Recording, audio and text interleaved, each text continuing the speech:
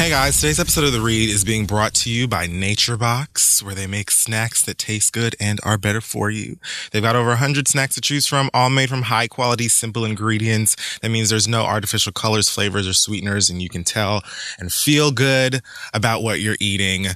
Now, Nature Box is offering our listeners 3 free snacks with your first order when you go to naturebox.com/theread. I mean, you can't beat it.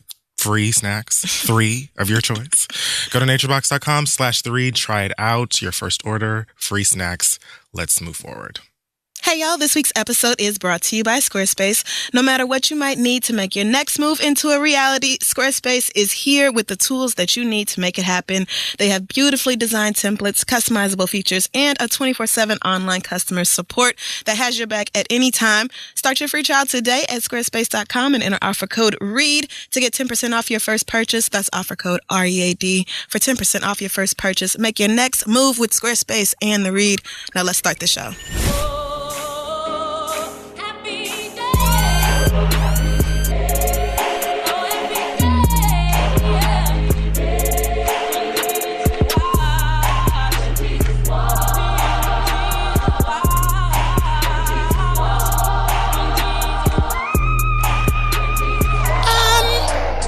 Usually at this point in the show, it's like a movie quote or something, but I just decided that I would take the place of that for Kid Fury. My name is Dream Kardashian. Oh my God. A lot has been going on these days. Oh my God. I just felt it pertinent to tell my side of the story, which is just that my edges are laid and my eyelashes are perfect, and that's unstoppable. That's what really matters when you get down to it. What is wrong with you? I don't really know what's going on with my mom, Big Angie, Renee, and my dad. Currently, my dad is crying on the lap of the Postmates man, and I don't really go to my mom's house too much. It usually smells like codeine and like burnt ends. So I'm at my Mima house, the black one, because she makes, mac and cheeses and stuff. Every time I'm at my white Mima house, she just want to take pictures, and I just can't. God. I cannot. I've been trying to find some people to help me through what's going on right now. I called my girl Blue for some advice. And she just, when she picked up, she first asked who I was. And I said Dream, and she was like, Dream? I was like, yeah, Dream Kardashian. And she was like, well, girl, you better wake up and smell the coffee, sis. And then she laughed and hung up. I don't really know what was so funny, but that's my sis. I love her a lot. I spoke to my good girl, North, my cousin. And I was just like, my parents are crazy. I know your parents are crazy. How do you get through it? And she was like, first of all, bitch, only one of my parents is crazy. The other one is just weird. So you got a plight of your own. I don't know what plight is, but, we're working through it, and we're both gorgeous and perfect. So at the end of the day, we'll always be taken care of. I cannot with this. I've been hearing a lot about some guy, T.I. I can't spell yet, so I don't know what that is, but, I'm just living my best life. Being beautiful and young and having creamy skin. And I thank you all for your words of encouragement. I will be just fine because I'm everything. Amen. It is so good to hear from you, Dream. Honestly, when you first started that voice, I thought you were doing Michelet. And I was like, I finally get the fucking movie. I finally get it. And then you started doing that damn baby. What is wrong with you? What is wrong? Is that your way of discussing the story? Are we not? Because I'm not saying shit else. I knew it. I'm not saying I said anything he is else about getting it out of the way now. Yep. And we will not be talking about Ever it again. Never. Y'all know there's a Kardashian Jenner embargo on this motherfucking podcast. I fucking knew. And you know what? While we're at it then, I also will just take this time to say that Miss Wallace, take every fucking that dime they have. Take all of it, sis. How motherfucking black ass dare you think that you can put your fucking dug up mugs over the faces of icons and sell them shirts for 125 coins? Child, Sharon Osbourne went off. Everybody. Suge Knight went off on their ass. I said, oh, you bitches is marked. Do y'all not know who this is? If I was you, I would double my security, and I would just start checking over my shoulder. With that half-ass iOS press release-ass apology that neither one of y'all wrote. God damn, they are terrible. I want her to sue them. Take it all to infinity. You and really beyond. put your ugly ass faces over these musical icons. Are you fucking kidding? It wasn't a well thought out idea. No shit, bitch. Nothing shit. y'all do is well thought out. Y'all have taken L after L after L this year. I've not seen the Kardashians fuck up this much in a while. And then they wonder why people are like so over them all the time and acting like, oh, we just have to have reasons to hate them. Bitch, if I would have put my black faggot ass face over on a shirt so much. over like North's face or something like that and sold that for $12, they would have sued not the only shit out would of you. Khloe Kardashian had a whole piece of rage for me on Twitter, they would have taken everything my whole family has ever had. Absolutely. So I want Miss Wallace to take not at all of it. Yes, which is why I do not feel bad that Rob got played by China, because how long have y'all been stealing? Like, this is nothing but your own karmic retribution. What? I don't care at all. Y'all talk all of this shit about black women and they hoes and this, that, and the third and unattractive and nobody can take them. And you've watched nigga after nigga go into those Kardashian clutches and never come back destroyed. the same. And right. a black woman went in there and came out with bags. And a baby. And like, bow down. I don't know what you're so mad about. She won. I don't care how you slice it. Like my girl Link said on her poppin' Instagram. I cannot with that dog. Okay, get into about 17.5 thousand followers. She's too much. She gives wisdom. And, you know, I'm really proud of her, you know, making it on her own. And she said that Angela reverted to the 4 M's. Make money, mortifying men. Oh, my God. And I'm into it. There you go. That's what it's all about. Why is your dog out here giving out the whole blueprints? Somebody's got to do it. I mean, I'm not mad. Go Link. Welcome to the read, guys. Yes, amen. I am Tokyo Tony. And I am Anita Baker. And this is the read. I said that. How was Essence Fest? Oh, my God. First of all, every nigga was there. Yeah. I mean, just... There are a lot of them. Literally everybody. I saw so many fucking celebrities that I think I am now pretty much immune to seeing celebrities, you know?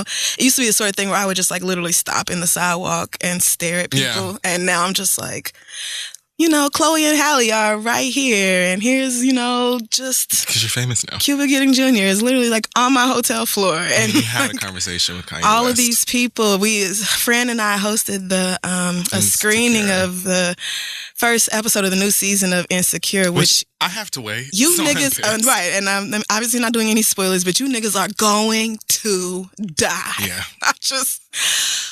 cannot wait for you to see it. But Solange was there, and I saw her when I was leaving the venue. She was like walking down the sidewalk, and I did not like dissolve or, you know, start crying or anything. It was just, but it was so much and such an amazing experience. I'm so mad that that's my first time going to Essence. I will make it a point to go back. I think because I associated New Orleans and summer with festival being too fucking hot. Yeah. But of course it's indoors. So it's more like a giant black love expo type of situation. Right. And I just loved it so much. I had a great time. And isn't it always there? Yeah, no, that was my own ignorance. So they have to have been like, after however many years, like, girl, we're Right. cooling you down.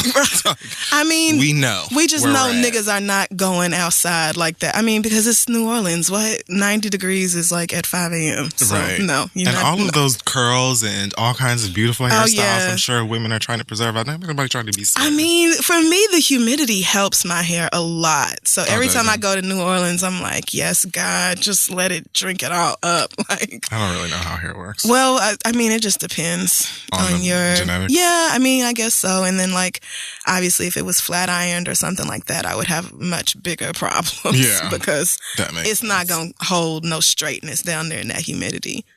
Mm-mm. Well, I'm glad you had a good time. No, it was amazing. How was vacation with the family? Okay. No, I needed the trip. Here's the thing. First of all, let me just get this part out of the way, since so many of you were concerned. Now, I knew I never should have said anything about my brother's girlfriend on this fucking show or about her being white. Not because I was worried about them being upset or my family feeling any kind of way, because my family knows I ain't shit. Right. But I knew people were going to be doing the most. And I was right. And that's what happened. She was absolutely lovely, very cute girl. She's like a harmless, nerdy, adorable girl, just like my brother's a harmless, adorable, nerdy guy. And they're just like two peas in the pod. Oh. It's kind of strange, though, seeing your little brother with a girl, because it's like, ugh, you sexually active. Right. Like, ooh. Like, ew. Like you have sexual feelings. Ew. What? like romance. Gross. If someone's calling you babe. No, it's so weird. It's It so was weird to so see my odd. brother be a husband. I'm like, Right. oh my God, ew, you're like emotionally intimate with somebody. Gross. And then when he creates a person. Right. My nephew was What's happening? my brother sent me this video the other day of my nephew jumping up on the couch and he landed, but he almost fell. He said, oh snap, I almost fell. And I was like, You have oh, made a person snap. who has like phrases. Like, what is going like, on? wait a minute, how old are you? What? That's crazy. These but you kids, know, man. So she yeah. was great. She did not braid her fucking hair. Like, actually, I didn't see any white women with cornrows on this trip, which was surprising. It was probably because maybe nobody was braiding hair on that resort. But aside from that, I made the horrible mistake of leaving my meds in the city. Oh no. So I was good. Saturday, Sunday was great. Water slides. Monday. And then Tuesday came. Uh-oh. And Tuesday was when I was just irritable and all in my feelings and completely standoffish. And then by like midnight, I think I just stood in the ocean in the dark by myself and listened to SZA and cried. Okay. And I was just sitting there like it was like the devil. Here's what I have to say. The devil was after me. Yeah. A, because he knew I left my meds. B, he knew I was on vacation and I needed it. And I just could, like, everything you could possibly think, it was like crashing. Every negative thought you could have. Oh no. I was just like, you know, you ain't shit, bitch. You ain't never gonna be everything everybody ever said about you is true. I know why you doing all this writing. Ain't nobody gonna pick it up, you ugly fat bitch. It was like the devil was just no. like really fucking with me and my esteem, confidence, everything. And I just felt worthless. Wednesday came around. I woke up and my family and I, we were going to Rick's Cafe, which is in the grill where people go and like cliff dive. Oh, okay. I was like, I'm going to make a conscious effort to like, you know, fight through it. And I had a great time that day. I jumped off that cliff about 10 times. That was the best part of the vacation for me. Look at you. But I just have one story I have to tell. And this is how I know the devil is real and he was really out to get me. Oh, God. Bitch, yesterday morning, we were checking out at the hotel. And they have like, you've been to resorts before, they have like buffet, like breakfast. Yeah. So I went to just go get some breakfast before we left. And I stood in line to get this omelet. So they have like the chefs that make these omelets for you. And you just put in whatever you want. Ask for what you want and you stand in line and they make it. So I'm standing in the line, it's like two people in front of me. And this little boy who's probably about 10 jumps in front of the two people that are in front of me to get his food. So jumps all So he y'all. just skips us, right? Anybody who knows me knows I don't give a fuck about children, especially if they are not related to me. Right. So your kids, Now, the only reason I didn't say nothing to that little boy is because he did not directly skip me. Oh. And the two people, there was like a couple in front of me, and they just looked at each other and kind of like smiled as if to say, oh, he's so cute. It's okay. Bitch, if had it been me, I would have been like, now, I don't know who you belong to. But if they haven't told you how this works, I'm here to do it. Get your ass to the back. How do you just assume you can just go straight to the... I mean, 10 seems old enough to know how to get in line. Yeah. I don't get that. So he says to, like, the chef comes over and asks him what he wants. This is what... Worse than that. Now he does this. He's one of these types of kids. Eggs. I want an egg with, cheese. So the man is like struggling to even hear what he's saying. I can't hear what he's saying besides and eggs. So I don't. Now I'm here like, oh God, I just want an omelet. So he goes, the guy makes him the fucking omelet and everything and puts it on his plate. Come to find out, he saw the man making the omelet. Once he gets the omelet, he says, oh, I want, like a white egg. And the couple is like, what? And they find out, like, I think the guy asked him what he wanted, and come to find out, he didn't want no omelet. He wanted a boiled egg. What? So you're just wasting everybody's time. There is, like, literally a batch of boiled eggs on the other side of the room with a sign next to it that says, boiled eggs. Why are you over here? Now, here's the kicker, and this is how I know it was the devil, because I'm already aggravated. This doesn't make any sense. The little boy has on a T-shirt, Taylor Swift. Oh, see? The little boy had a Taylor Swift T-shirt on as he turns and walks away with an omelet the nigga did not want. I said, Satan, I'm leaving. I'm going home today. Fuck off. But you know what? At least the sign was right there, so you knew it was the devil. I did. You knew it was the I devil looked working. him right in the face and said, back up. You knew that was a challenge that Satan placed there to get under your skin. But sometimes he taunts you. He does. Like he knows, you know. Yeah, he does. And he's just like, bitch, what you gonna do? And he puts the things you hate the most in one situation and dares you to react. Oh, like, only other thing he could have done was walk off singing K. Michelle. I was like, what the fuck is going on in my life? Oh, that's just so much.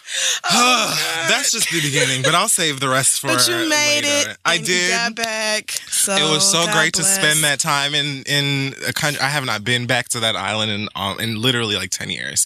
And it was great to be around my family and to see my brother have a boo. And, you know, I got to go swimming and just escape for a bit. So I did still have fun. Just had a couple of challenging moments. Understood. So Black Excellence for this week is a model, a Sudanese model. Bless me here. Nyakim Gatwech. I hope that was good. I'm sure it was absolutely terrible, and you're gonna fuck with me for the rest of my life for it. But she's still Black Excellence. I saw her photographs online yesterday. She went viral. She's really, really rich, dark brown skin. Of course, she got bullied for it anyway, even at home. And she revealed an Uber driver. I don't know how that worked, but an Uber driver offered her $10,000 to bleach her skin. What? Insinuating that her complexion was something to be ashamed of. So she's just been... Like, I don't know where an Uber driver got $10,000. And then to throw it away on something like that? But she's been taking photos and working it as a model, and she's gone viral ever since then. Her followers are climbing. Her reps and her portfolio is sickening out here. And I just, like, her photographs are stunning. And I was looking at the pictures thinking to myself, like, I don't understand.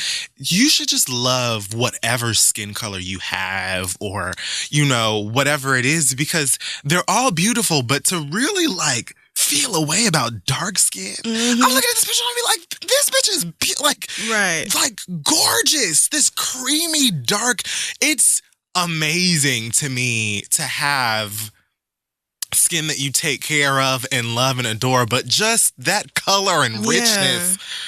I don't understand how you could look at it and just be like, ugh, gross. especially in 2017. Yeah, no, niggas is ignorant and hateful. So, but shout out to her for being like, I don't know what the fuck you thought, and celebrating her color, not just her own, amen, but other women who look like her country, and you know, South Sudan and all of them. If you're listening and you're Sudanese, then shout out to you as well. This is for you. I hope I see her everywhere.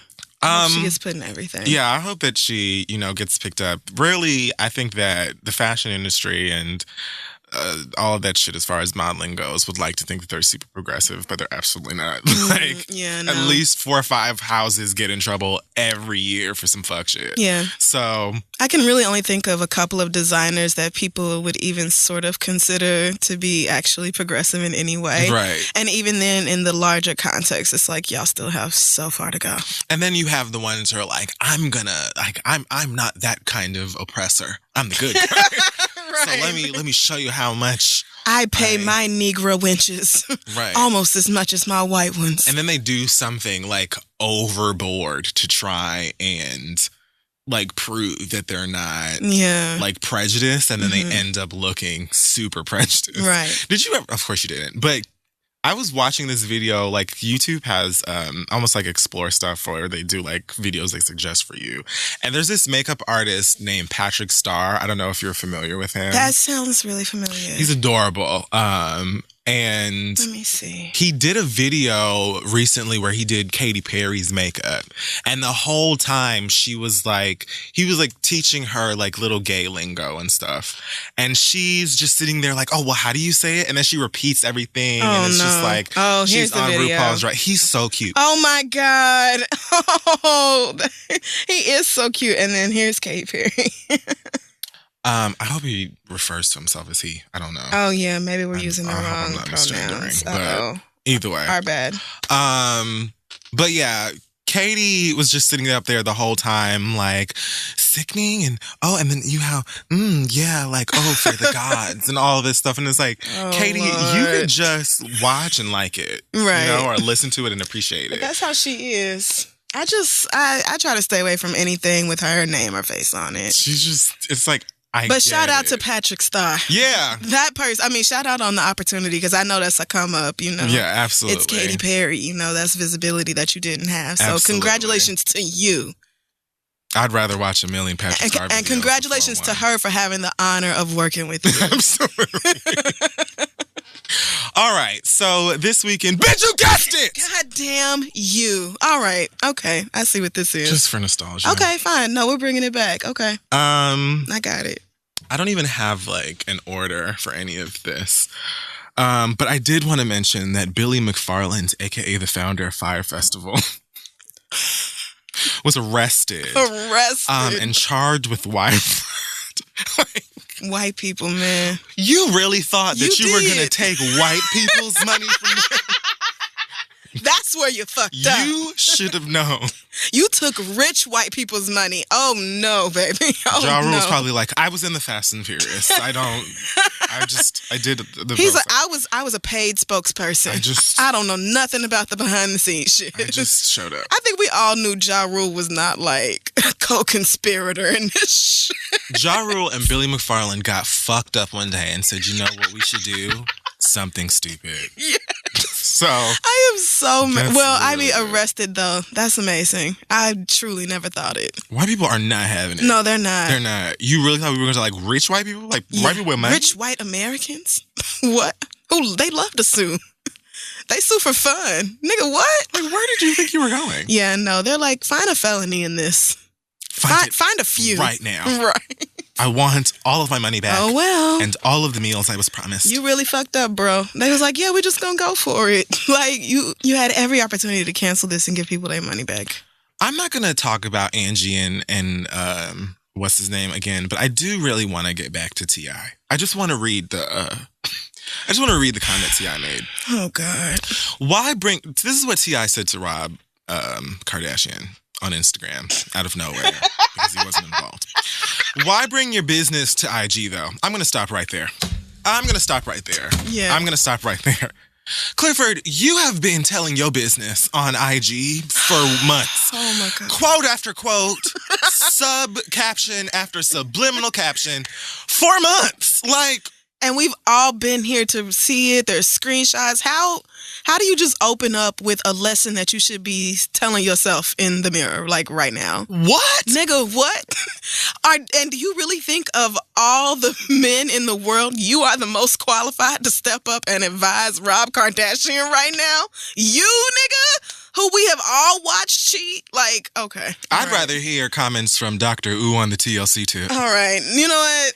The girls were pissed at that weirdo this weekend. I am so mad. The only reason that anybody was even paying attention to his monkey ass is because fuck niggas really soak that shit up and then get on the internet like it's scripture. And I don't know why y'all pay them niggas any fucking attention.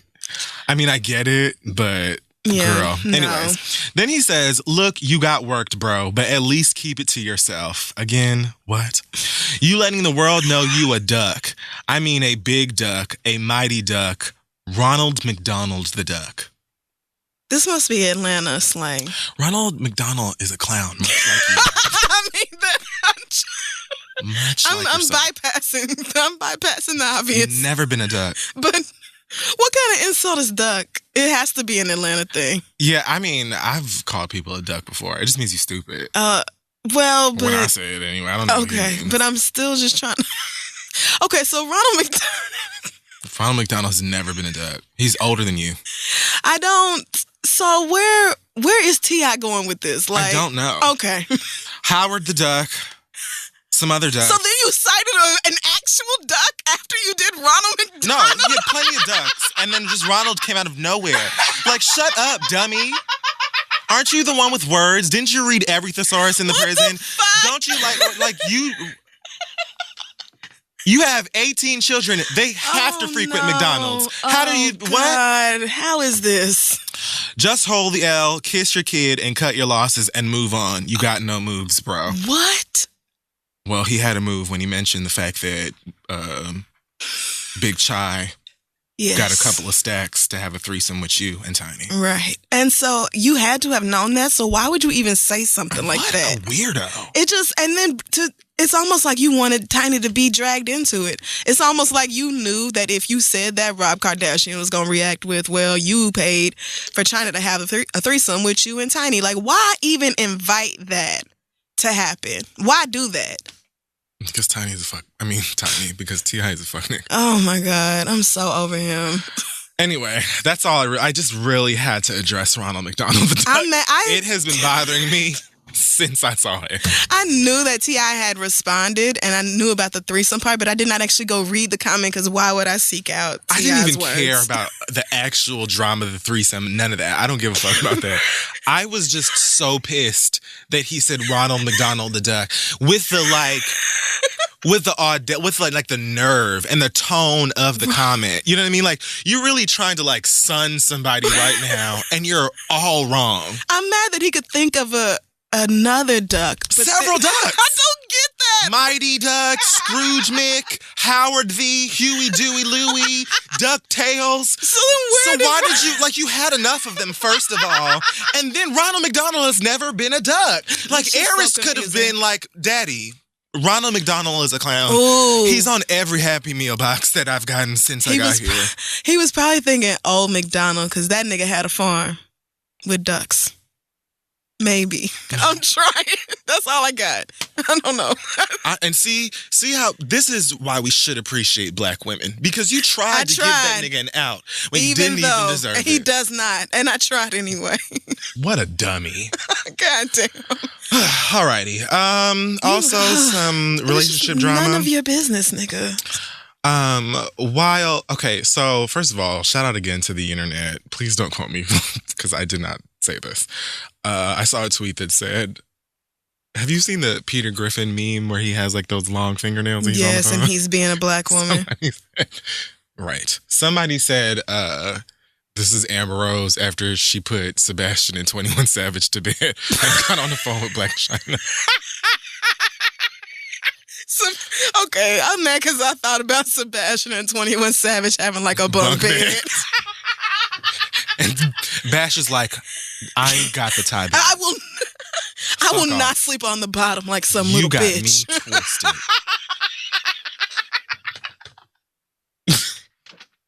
I'm on savage mode today, bitch. Got me fucked up. So Amber Rose is apparently dating 21 Savage. Why? Don't know. I do know that I think 21 Savage album just came out today. The album is called Issa. So white people, if you've been really bothered by your like 7 and 8 year old kids saying Issa this and that and the third every 2 seconds, you can blame 21 Savage because he was interviewed by I don't know if it was Vlad or somebody interviewed him and asked him about the tattoo that is smack dab between his brows. Okay. And I think referred to it as a cross, which I thought it was a cross too. And he responds by going, "It's a knife." Went viral and now it's a everything. Which, having a cross tattooed in the middle of your face was strange enough to me. Yeah. But the fact that it's actually a knife. Hey, let's just bring him around. Like, why? And why is it such a poorly drawn knife that we think it is a cross?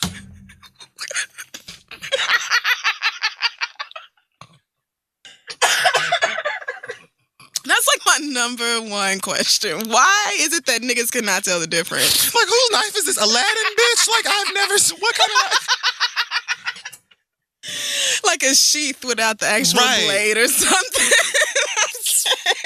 Prince of Thieves ass knife. Oh God, who are we talking? Oh, 21 Savage. Amber Rose is apparently dating him now, and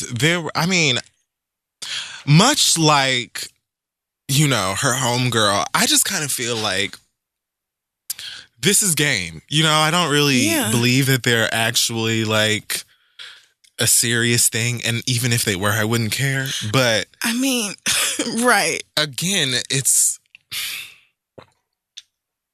a lot like what Rob's sisters be doing. They take whichever one of these little black rap niggas want some coverage. In turn, they get some black dick. And they get an excuse to be like, well, sure, I can get these cornrows because I'm hip hop. But Amber don't need that. So she doesn't. So it's so confusing because she already has the access to blackness. Or by being black, which I know she is. Please don't at me. I know. We can have that conversation another time. I know. Yes. So, like, Amber doesn't have to act like the Kardashians do because she's already one of us. Yeah, but it may not be the same, reasoning. I think that for her, she gets discussion. People talking about her. There's a reason for her to be talked about. Again, because, she doesn't have many. But, so this boy, this 21 Savage rapper, is this a come up for her in some way? Maybe I don't know enough about him. This is a come up for him. Right, so I don't get why she's doing this. Because people are going to talk about it. Okay. And I guess. Past that, yes. It just seems there have to be more relevant. Well, not relevant, but it's an album. Wow, and I'm sure I'm gonna love it. I don't know. This just seems. I like Savage. Live your life, Amber. Do whatever you want to. Yeah, I don't really. It is what it is. Right. But what's his name? Wiz Khalifa also has a new boo. Who I don't know what show this was, but he was at a show all up on her. And then he posted a picture on Instagram with them together, and the caption was "Major stunts being pulled." So a lot of people are assuming that is shade at Amber and her relationship with 21 Savage. Well, but he seems like he's all for it. Why would you not be? Right, you are another rapper that looks like this phone in here, and you have a gorgeous girl with money and more fame than you, as far as I'm concerned, who is laid up with you, kissing you and, twerking on you and all of this other stuff. Of course you're happy. You should be doing the dishes, nigga, and grilling. What the fuck you think? Right. Get in there and make Sebastian's bed. Absolutely. Everything. What are you talking about? You know what you're here for. Get that nigga dressed for school in the morning and, you need me to run to the grocery store? Okay. So, that's a thing. All right. I guess. At least with China, I could see why you would get Rob Kardashian because it makes so much sense. You can be so petty to your ex. You can have a baby. You can have that Kardashian last name that the rest of them are mad their kids won't have. Like, it's so many reasons for China to have done this. For Amber, it's just like... China was going to get with a baller anyway. You know what I'm saying? She's going to get with a nigga with cash, with money, a nigga who's going to pay her bills and do all that other stuff. And I'm never going to be mad at that. Like, I don't care about that type of shit. You're not going to talk about somebody is... oh, well, she left me and she fucked this person and that person and whatever else. That's her pussy. And she ain't with you. And her bills are paid. And the fact that she's being petty about it makes me like her even more. Like, I don't care about that shit. Like, not even her. I'm all about that mission statement. Fuck these niggas, get their money and embarrass them. Yes. For life. Like, yes. I don't care. And then leave them. So that don't bother me. But as far as Amber goes, I don't... Yeah, I don't get it. It just, I'm looking for the benefit. I don't see it. Right. But I mean, okay, whatever. Good luck. Or maybe she just really, really likes him. I mean, oh right. I didn't even consider that as a possibility. Because why would we? Oh man, now I feel bad. Do you know what I mean? It's possible. I just, whatever. I'm like, you're in a relationship with why? Like, but I mean, come on. I'm trying to think of the business reason for this. There's always business reasons. Oh, man. Speaking of business reasons and relationships, Kenya Moore is allegedly being given a choice or an ultimatum from Real Housewives producers. Okay. They're saying that she could possibly be risking her peach if she doesn't agree to have her new husband tape with her. Of course. And according to Kenya, her new husband does not want to tape because he doesn't like the way they portray black men on the show. You mean you don't like the way black men behave on this show?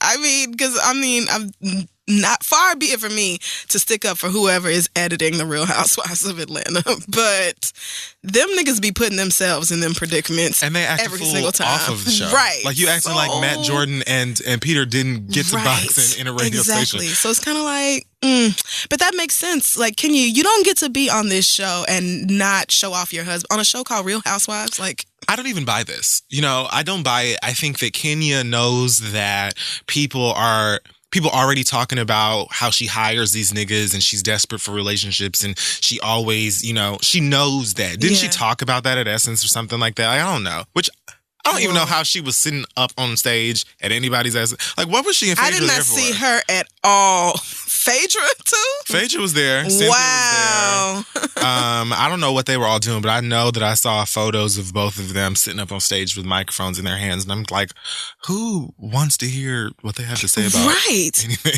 Like, how is Phaedra? You know what? Never mind. Okay. But sure. yeah, like I said, I don't buy it. Like, you know that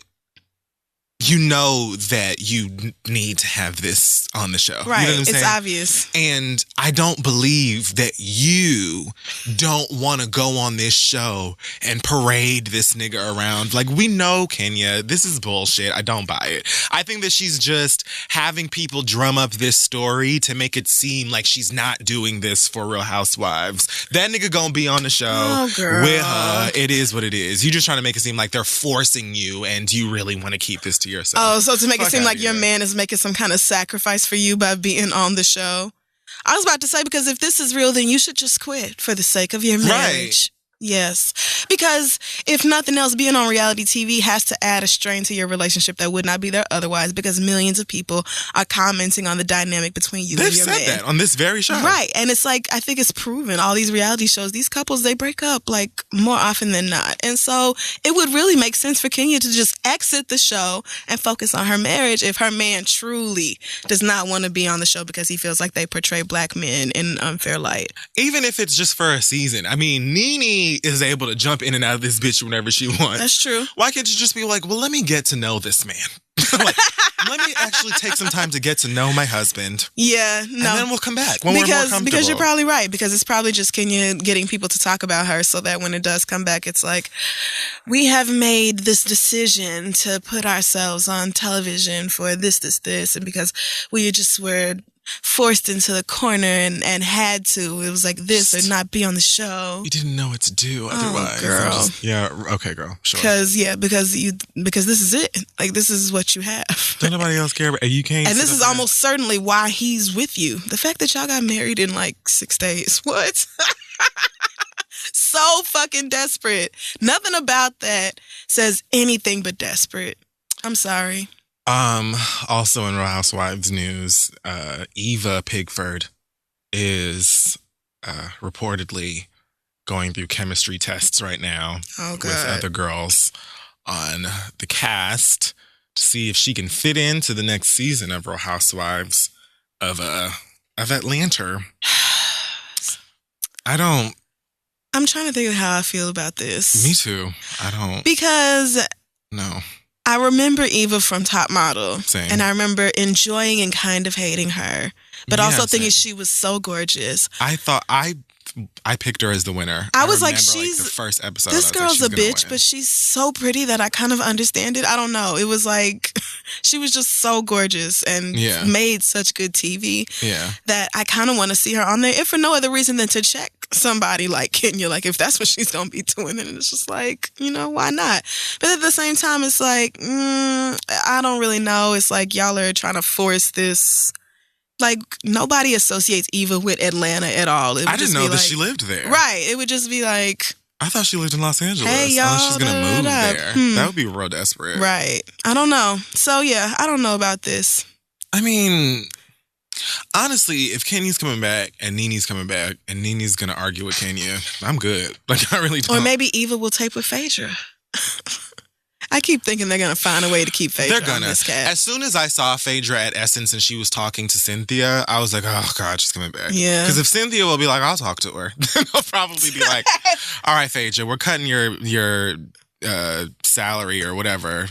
Yeah, maybe they'll take her peach, but she'll be like Portia was that one season. Yeah. Oh, well. Did you see this picture of Portia with her fist in the air and an afro in like a bodysuit? I didn't. With her camel toe showing? Whoa. My friend Candace texted me this picture last night. I don't follow Portia. Let me see if it's on her Instagram. No. What? But she sent me a picture and I was just like, Candace, I'm tired. I don't know what this is, but I can't do it. Like, first of all, did she figure out how trains work? No, she still does not know.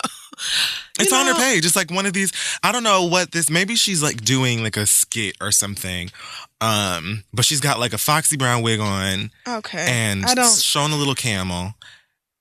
And I feel like I don't really want to look this up. You don't. Why is Portia, does Portia not get enough attention? Is something wrong? Funny. God. Her middle name is Diane. Portia Diane Williams. That's a pretty name. Oh no, she's filming something. Yeah, I assumed she was. But I was just like, girl, how you know? Oh, God bless Portia. Well, with real friends, hopefully. Oh, so. She's a little off. Jay-Z's 444 came out. Oh, God. I love it. I think it's pretty great. I love the J-Bo character. I love that Beyonce got her apology. Did not love all of that hollering Kim Burrell was doing. I kind of did. I know a lot of people really loved.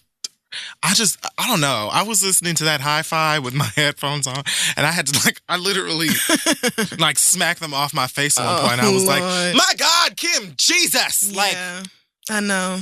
I get it. And I'm still not seeing it for her. I love the song where his mama came out. Oh, yeah, that was Smile. Really beautiful. That one's really good. I think that's my favorite song, actually. Mine is the title track. Mine is The Apology. Beyonce's Apology. The one with the hollering. Yeah, I cannot help it.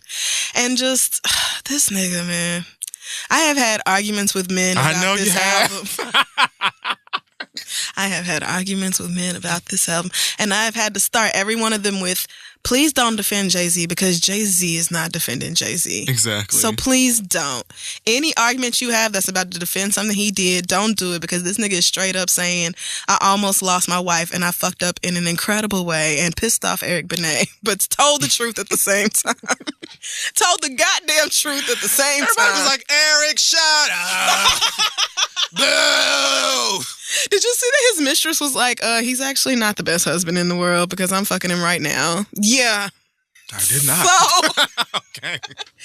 yeah, so, but to just lay it all out there about Beyonce and hearing about several miscarriages, which broke my heart all over again. I was in a puddle. And made me think about how Solange had probably been waiting to beat his ass. She had probably been waiting. If we rewind, we knew. You know what I'm saying? Like, and that's why from the beginning, Beyonce, I would not condemn Solange. I said, no, she is doing the Lord's work. Because Beyonce stood there and was just like, watch my dress. Girl.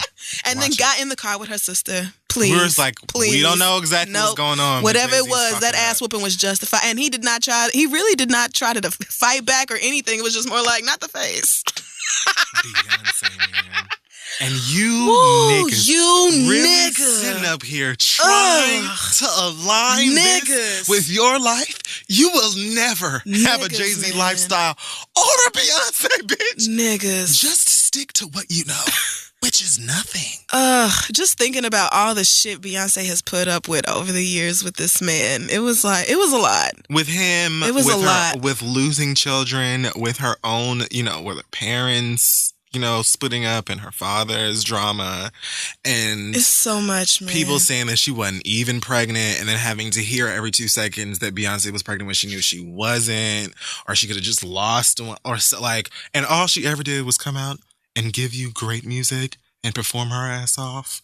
That's why I've always been obsessed with how she stomps that walk down. Right. That she puts all that aggression into her heels. She and does. She's just like, oh, yes. She just takes it out on stage. And how can you hate this woman? I was thinking about how Beyonce, I was, obviously probably like most other people trying to map out the time frame that all this happened in.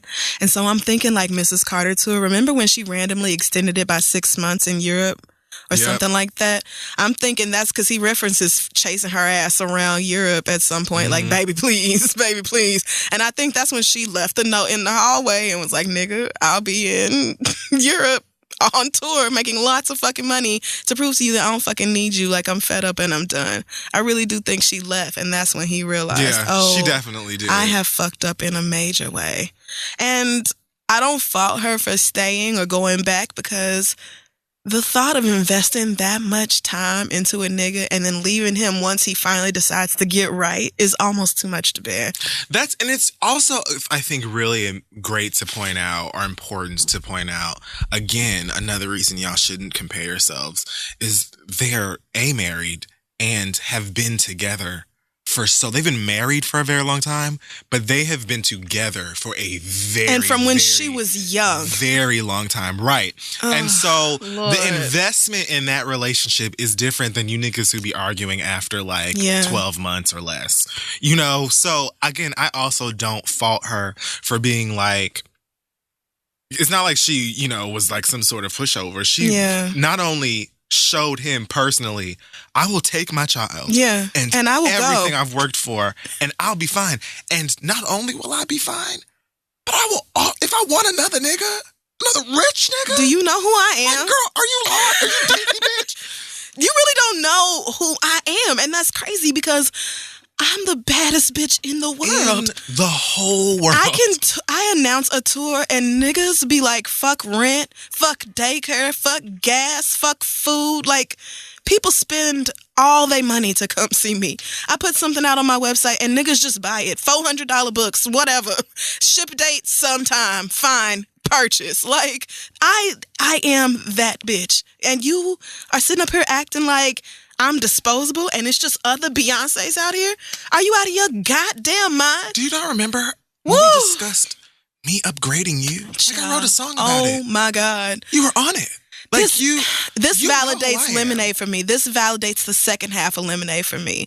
Not that I didn't believe Beyonce's story, because obviously I did. And I knew people were talking about, oh, Lemonade is just art and Jay-Z would never cheat, and that whole thing is just please. I said, that bitch got way too personal for this to Absolutely. not be real. She called him the fuck out. She took her ring off and threw it at the camera. And threw it at the fucking camera. You gonna lose your wife. She said, and then followed that up immediately with, I'm not sorry. Just in case y'all thought I was about to be like, my bad, daddy. No. Woo! So anyway, but my problem with the second half of Lemonade is that I've never understood how Beyonce was capable of forgiving him, and listening to 444 helped me understand that, because this nigga's like, I had to humble myself, I had to grow the fuck up, which is a goddamn shame that you are 44 years old, which is where I think the title of the album really comes from. Okay. And you just now are deciding that, oh, it might be time to mature and be a good husband and father. Like, oh yeah, now seems like a great time. Probably, bro. Oh my God, these fucking men. And it's like, how do you escape that? Because that mindset is not even just in rich niggas. That's why all these memes about, oh, Beyonce didn't leave Jay-Z because he's wealthy and y'all not the same. No, y'all are the same, actually. Like, Beyonce don't need Jay-Z's money.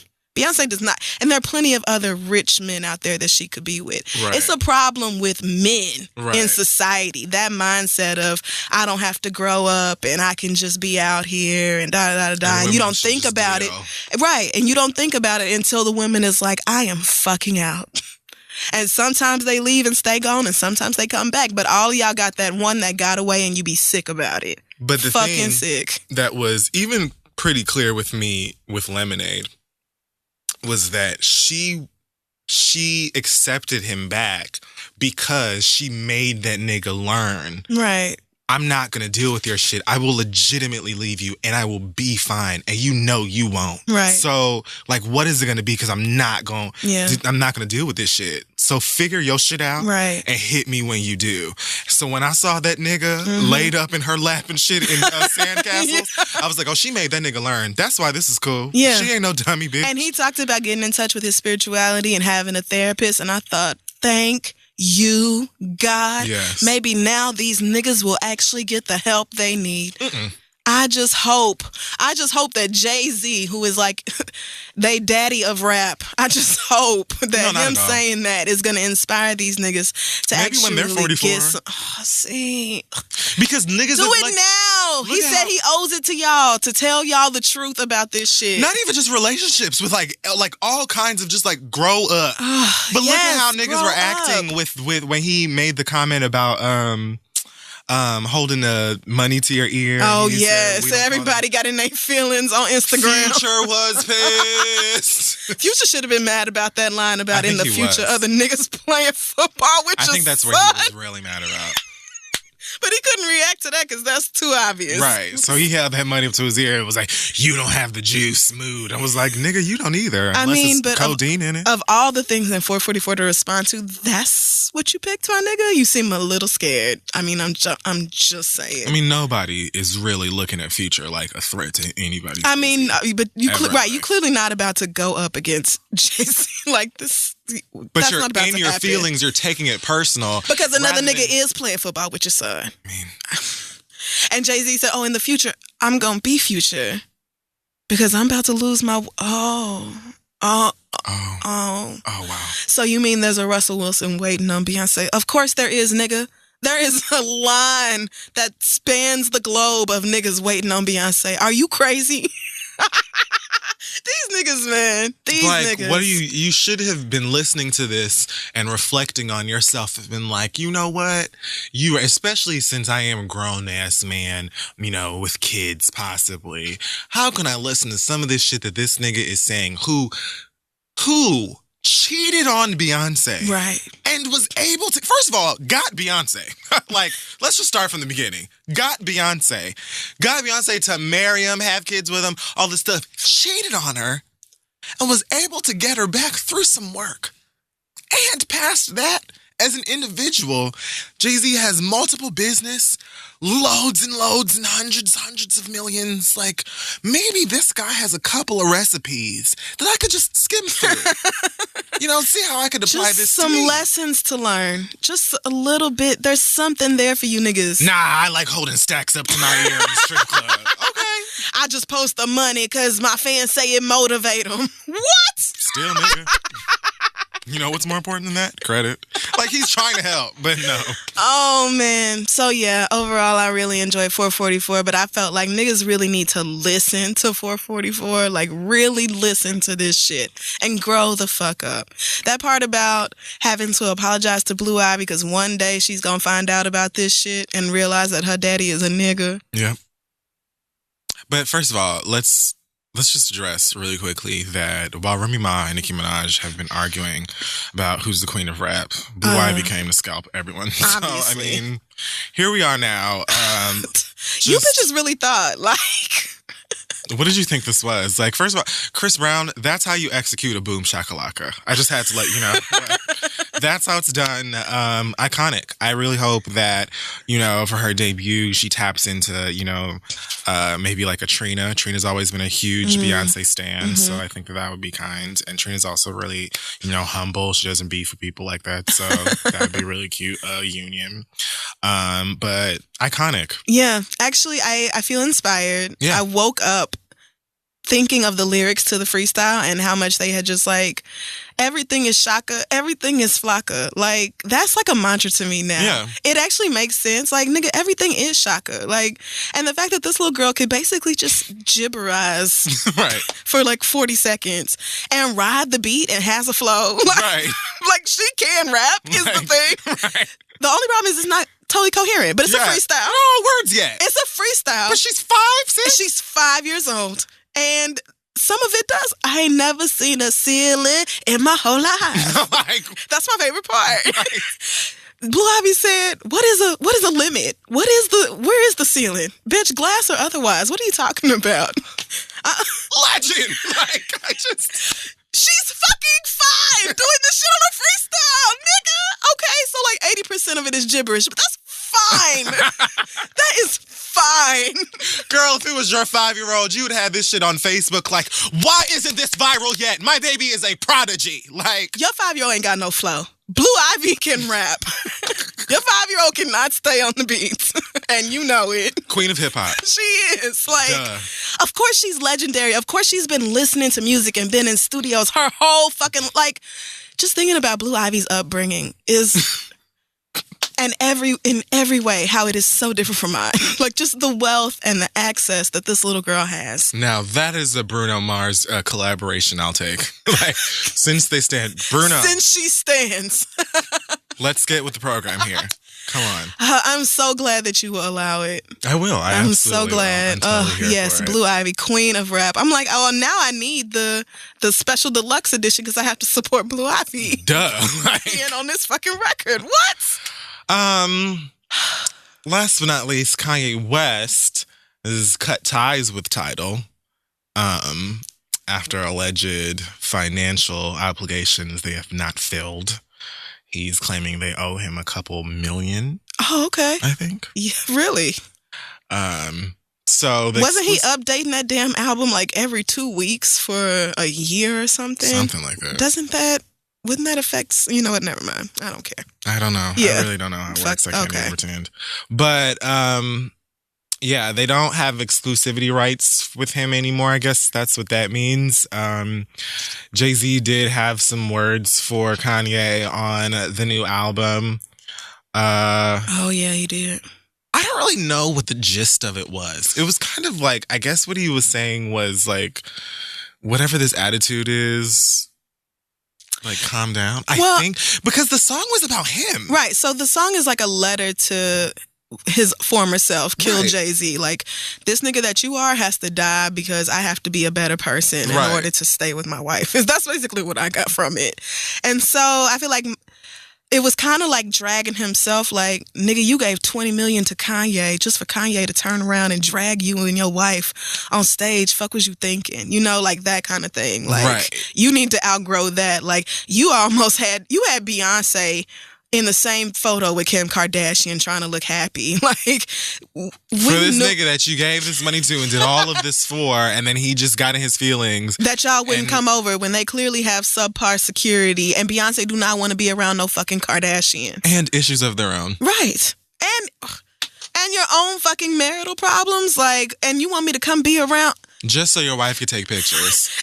And we both go sit here and act like we don't know Kanye been in love with me for years. Right. We all go sit around and act like we don't know that. It's going to be uncomfortable, Jay. I'm not going. Beyonce put her fucking foot down, man. She said, I am fucking not.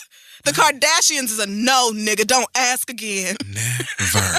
Okay. Did you hear that she donated the clothes Kim Kardashian bought? What? I heard Kim Kardashian. No, this is all rumor, probably fake. But I heard that Kim Kardashian donated like $10,000 worth of, or gave Beyonce $10,000 worth of baby clothes, and Beyonce donated to hospital staff. All right. Which, I mean, honestly, I would expect because hospital staff would need those baby clothes way more than Beyonce would. That sounds like a very true, like it sounds possible. Right. You know? It sounds plausible. And if it's true, then I applaud Beyonce because that was a very charitable thing to do. Why keep those things when she does not need them? Give them to people who do. Like. Give them to babies being born today that don't have clothes. Blue, Sir, and Rumi, they're all fine. They have their own silkworms. They are great. What? We're goo-up. Those children are living in... We're I hate totally you okay. so much. Like, so the humidity in their bedroom adjusts based off the outside temperature and dew point. These kids are fine. Like, we don't need your little baby clothes. So give those to someone who does. Yes, thank you so much. But no, I don't want no Kardashian energy in my home. Are you crazy? None. Zero. On my baby's skin, Jay. Yuck. Get rid of that shit. That's if they even went to a hospital, man. Anyway. So, I mean, that's pretty much it for Sick Sad World today. I was going to talk about T-Boz, but why? So, yeah, no. Her girl, and the one acting dumb as hell. Did you listen to the album? No. I girl, haven't either. For what? They pissed me. Like, you pissed me off before it. I don't want to hear it no more. I forgot that fast. Like, when they did the All Lives Matter shit. And now T-Boz is talking about Black Lives Matter isn't making enough effort to bring awareness to sickle cell anemia. And I heard Chili said something how she want to work with Taylor Swift because she likes how she keeps it real. Where have y'all been? Like... Yeah, no, fuck that album. I'm not listening to that shit. Yeah, Plus, no. that Hater song is awful, and the video sucks too. So, God bless them. I mean, I hope at least the people who paid for it feel like they got what they wanted. So, that's all I got. That's as much as I've got for that. Let's go ahead, take a break. We'll be back. Hey guys, this week's episode of The Read is being brought to you by Blue Apron. Picnics, potlucks, dinner parties, barbecues, everything where you need some good food. You can have a successful summer doing those things with Blue Apron. Now it's easier than ever to create delicious summer meals with Blue Apron for less than $10 a meal. Blue Apron delivers seasonal recipes along with pre-portioned ingredients right to your door. They're super popping in my building. Like I've said, I see the boxes in there all of the time. I've ordered from them myself. It's really, really easy, and it comes in cute packaging, and the food is great. It is so easy to use, and it's completely flexible, so you can customize your recipes each week and choose a delivery option that fits your needs.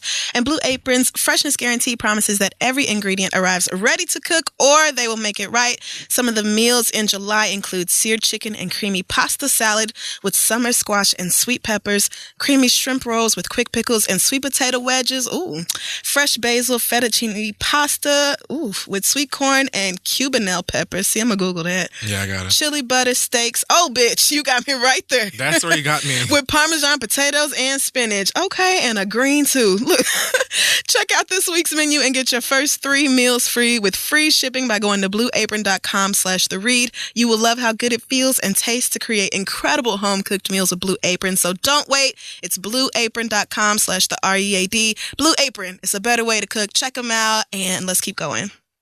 All right, y'all. So we're back, and it's time for our listener letters. It sure is. Send your questions to asktheread@gmail.com.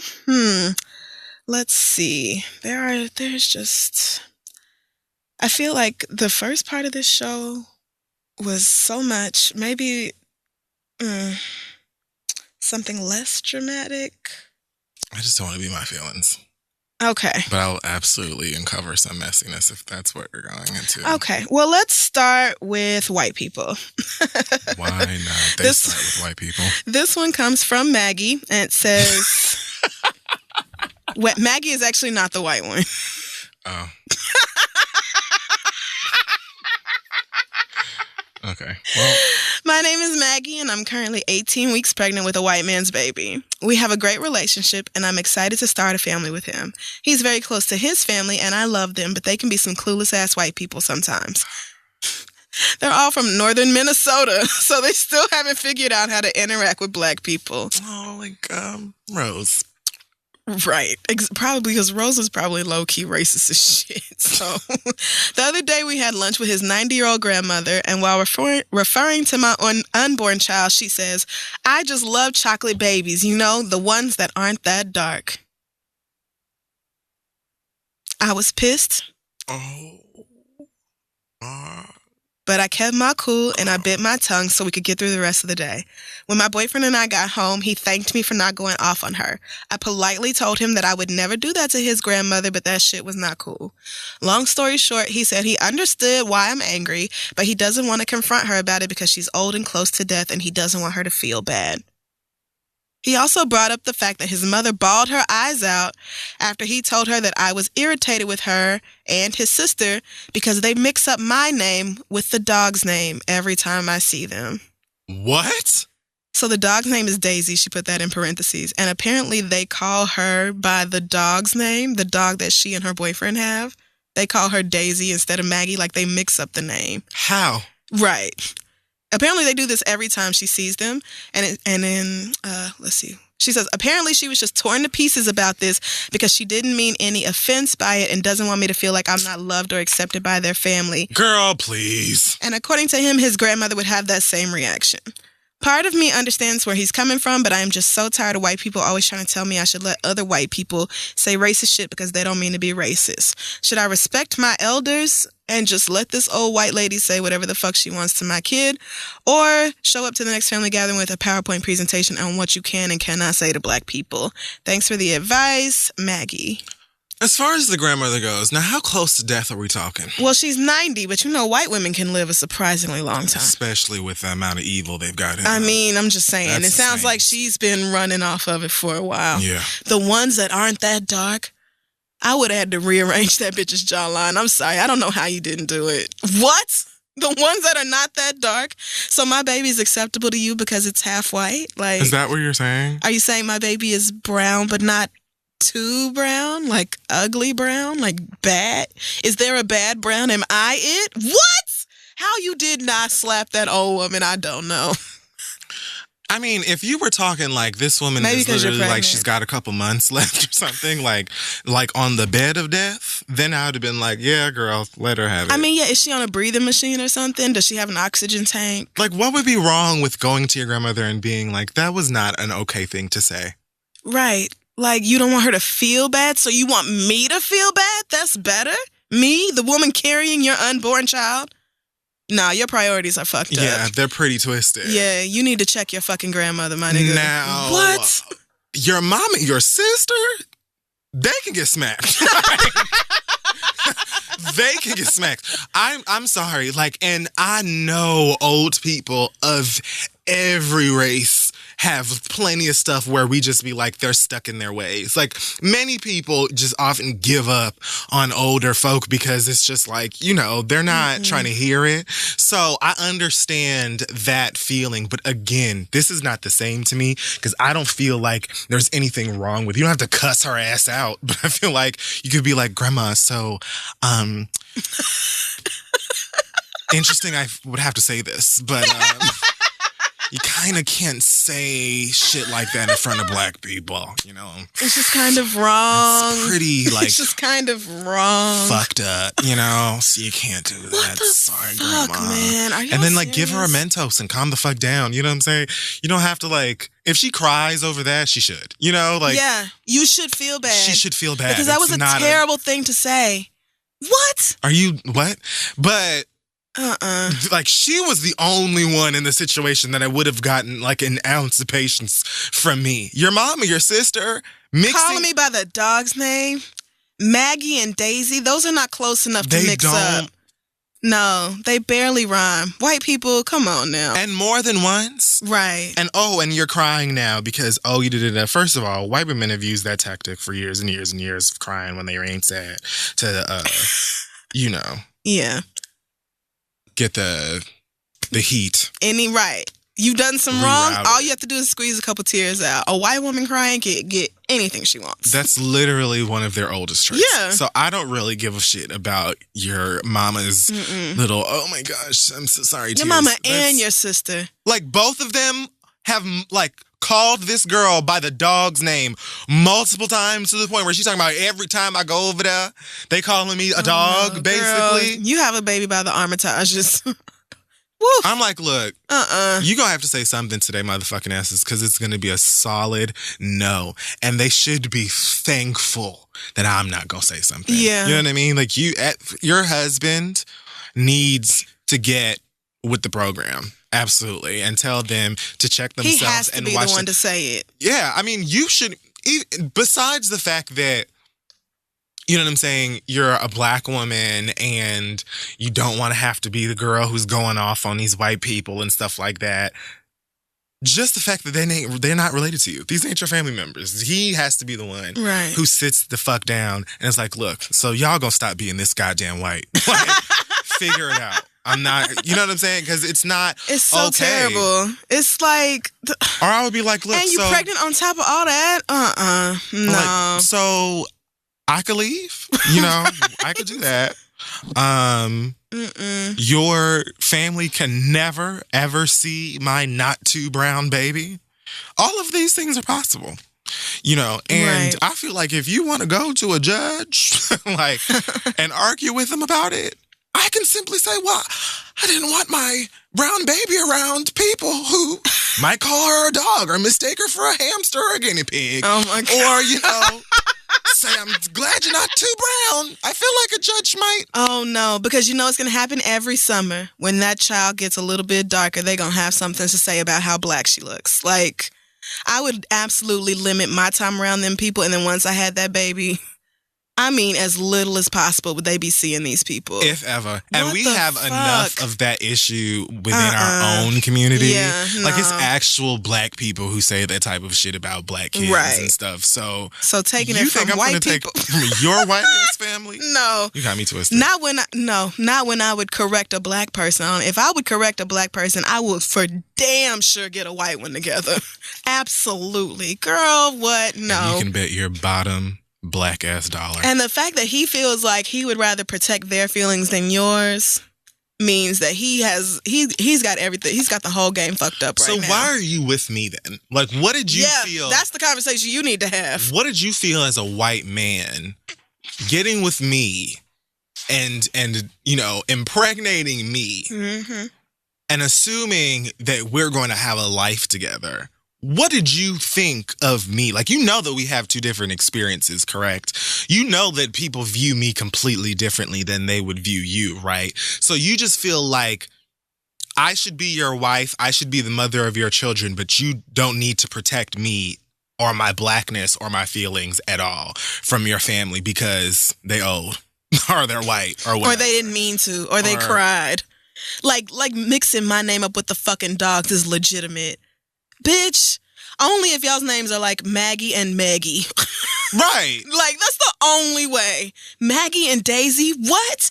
And you expect me to believe you and your mama and your sister both have the same problem? Girl. Nope. And she just cried and now it's all good. Look, I'm going to tell you what I'm not going to do. This. Right. You need to have a conversation with your boyfriend or husband or whatever about why the fuck he's even with you, and is he going to let that same shit slide when they make comments about your children's skin? Like, no matter what shade they come out or their hair, God, oh my God. You know what? No. You need to figure this out now so that you can get right. Figure this out now so that you can run away if you have to. Because if you tell him if he does not check this now, it can only get worse from here. And the worst, like, you don't want that. You know what I'm saying? So fix it. You really don't want me to go, black woman. So Right. you should just do your best.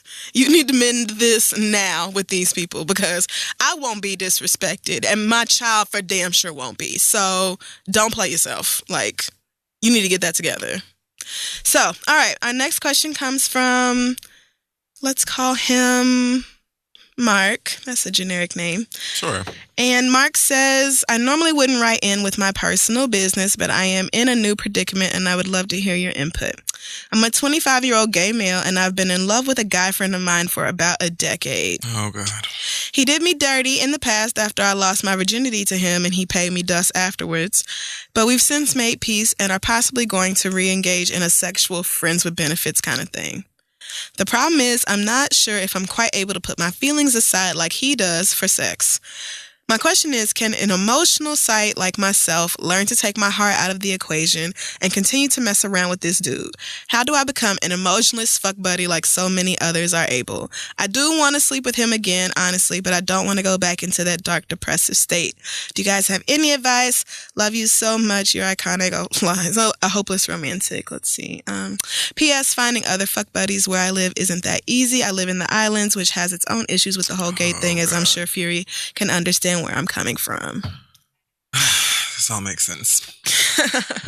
Honestly, you could do bad all by yourself. You know, I just don't. If you're not that type of person, don't try to transform into that type of person. It's not all it's cracked up to be anyway. If you want to be in love or you want somebody who at the very least is going to respect that part of you, then just chill until you find them. Like, if you have feelings for this guy, you know that you do, you've had from jump, and he's just fucking you,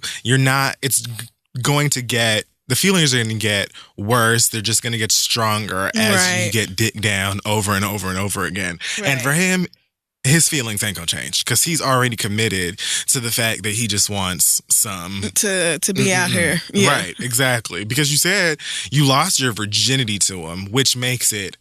that much more emotional. Whoa, my God. So... I understand that. But you said when you lost his virginity that he paid your ass dust. So you already have experienced this. You know what type of person he is. And I think that because you have feelings for him, now you're trying to make yourself the person that you think he wants. Right. You know? And there's just no need for that at all. Mm-mm. Don't try and make yourself into anybody for these niggas, especially if these niggas don't want you. Like, for what? You don't think that just because you live on an island or whatever that... you know, you never gonna find somebody if you really want somebody. Like, because that's not necessarily true. It's gonna be harder, but like, it ain't no crystal stair up here, bitch. Yeah, it's not.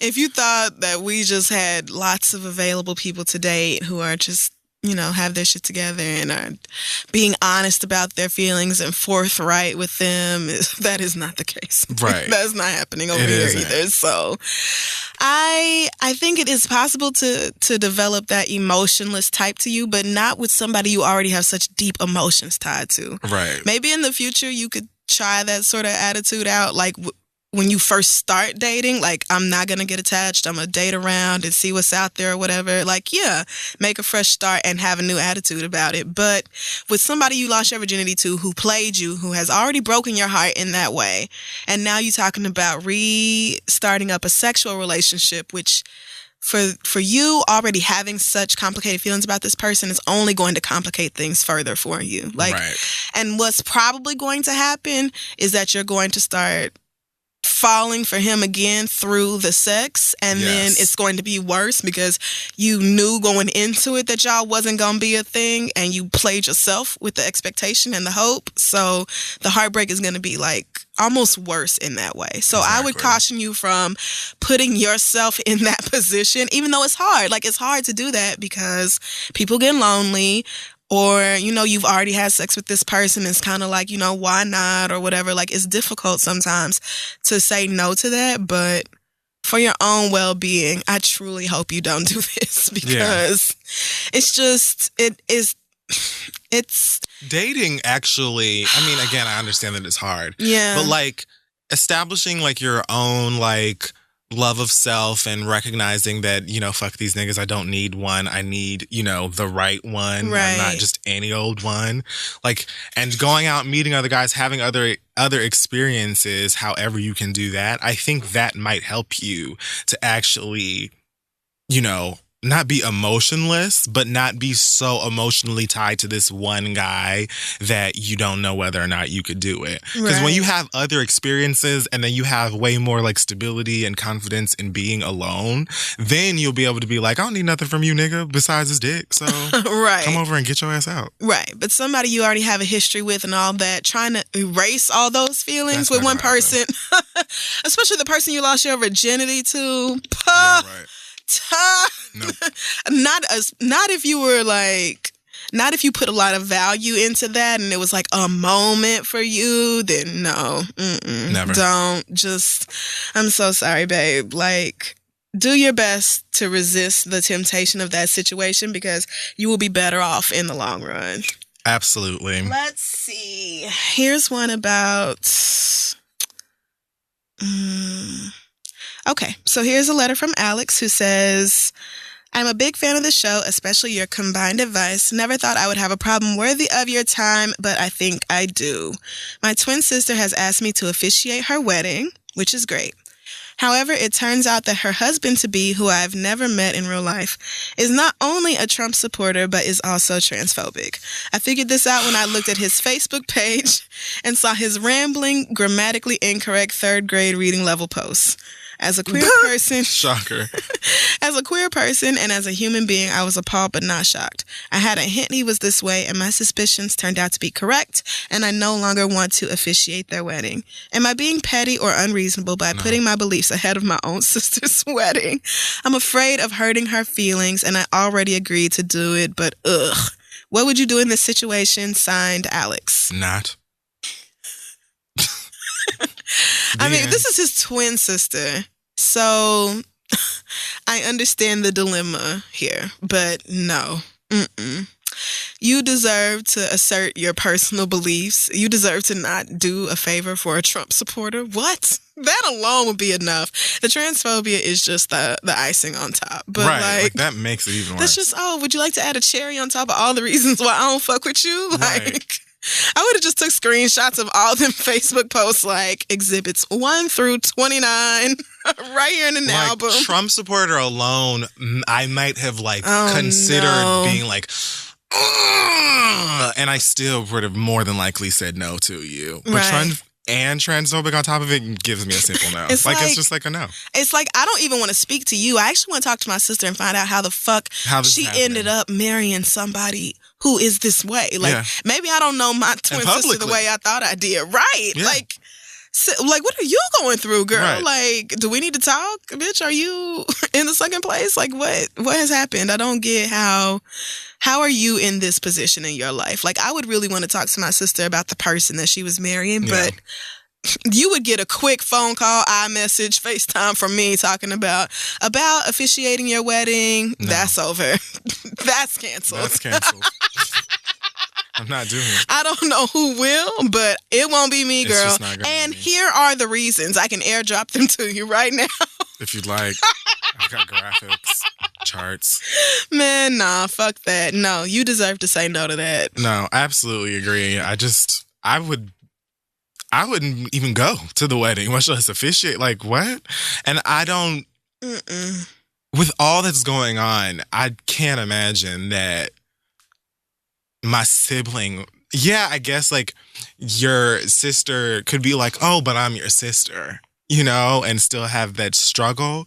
But I feel like my siblings would be like, okay, I get it. Yeah, I get it. Yeah. But I would also be doing, just like you said, like, what the fuck is going on with you? Like, do you know? Well, I think Alex is white, so that provides some context.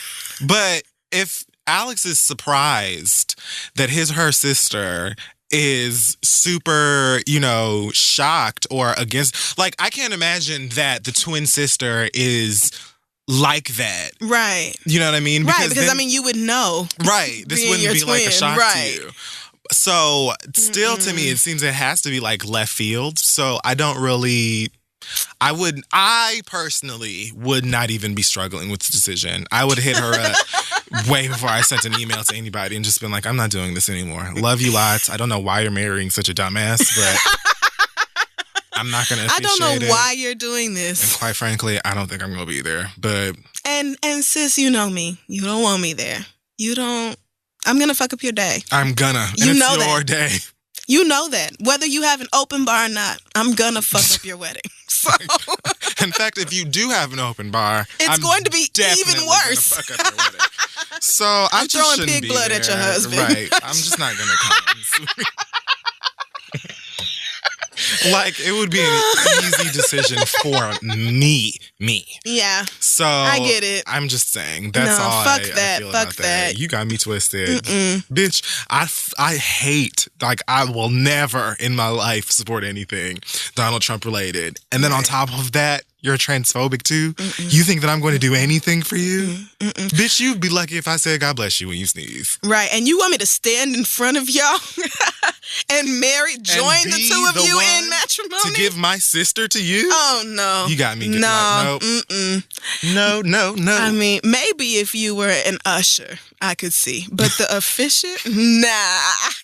I won't even be a flower girl, bitch. Like, I'm not. I won't be anything that's in the program. There will be no written record of me doing this.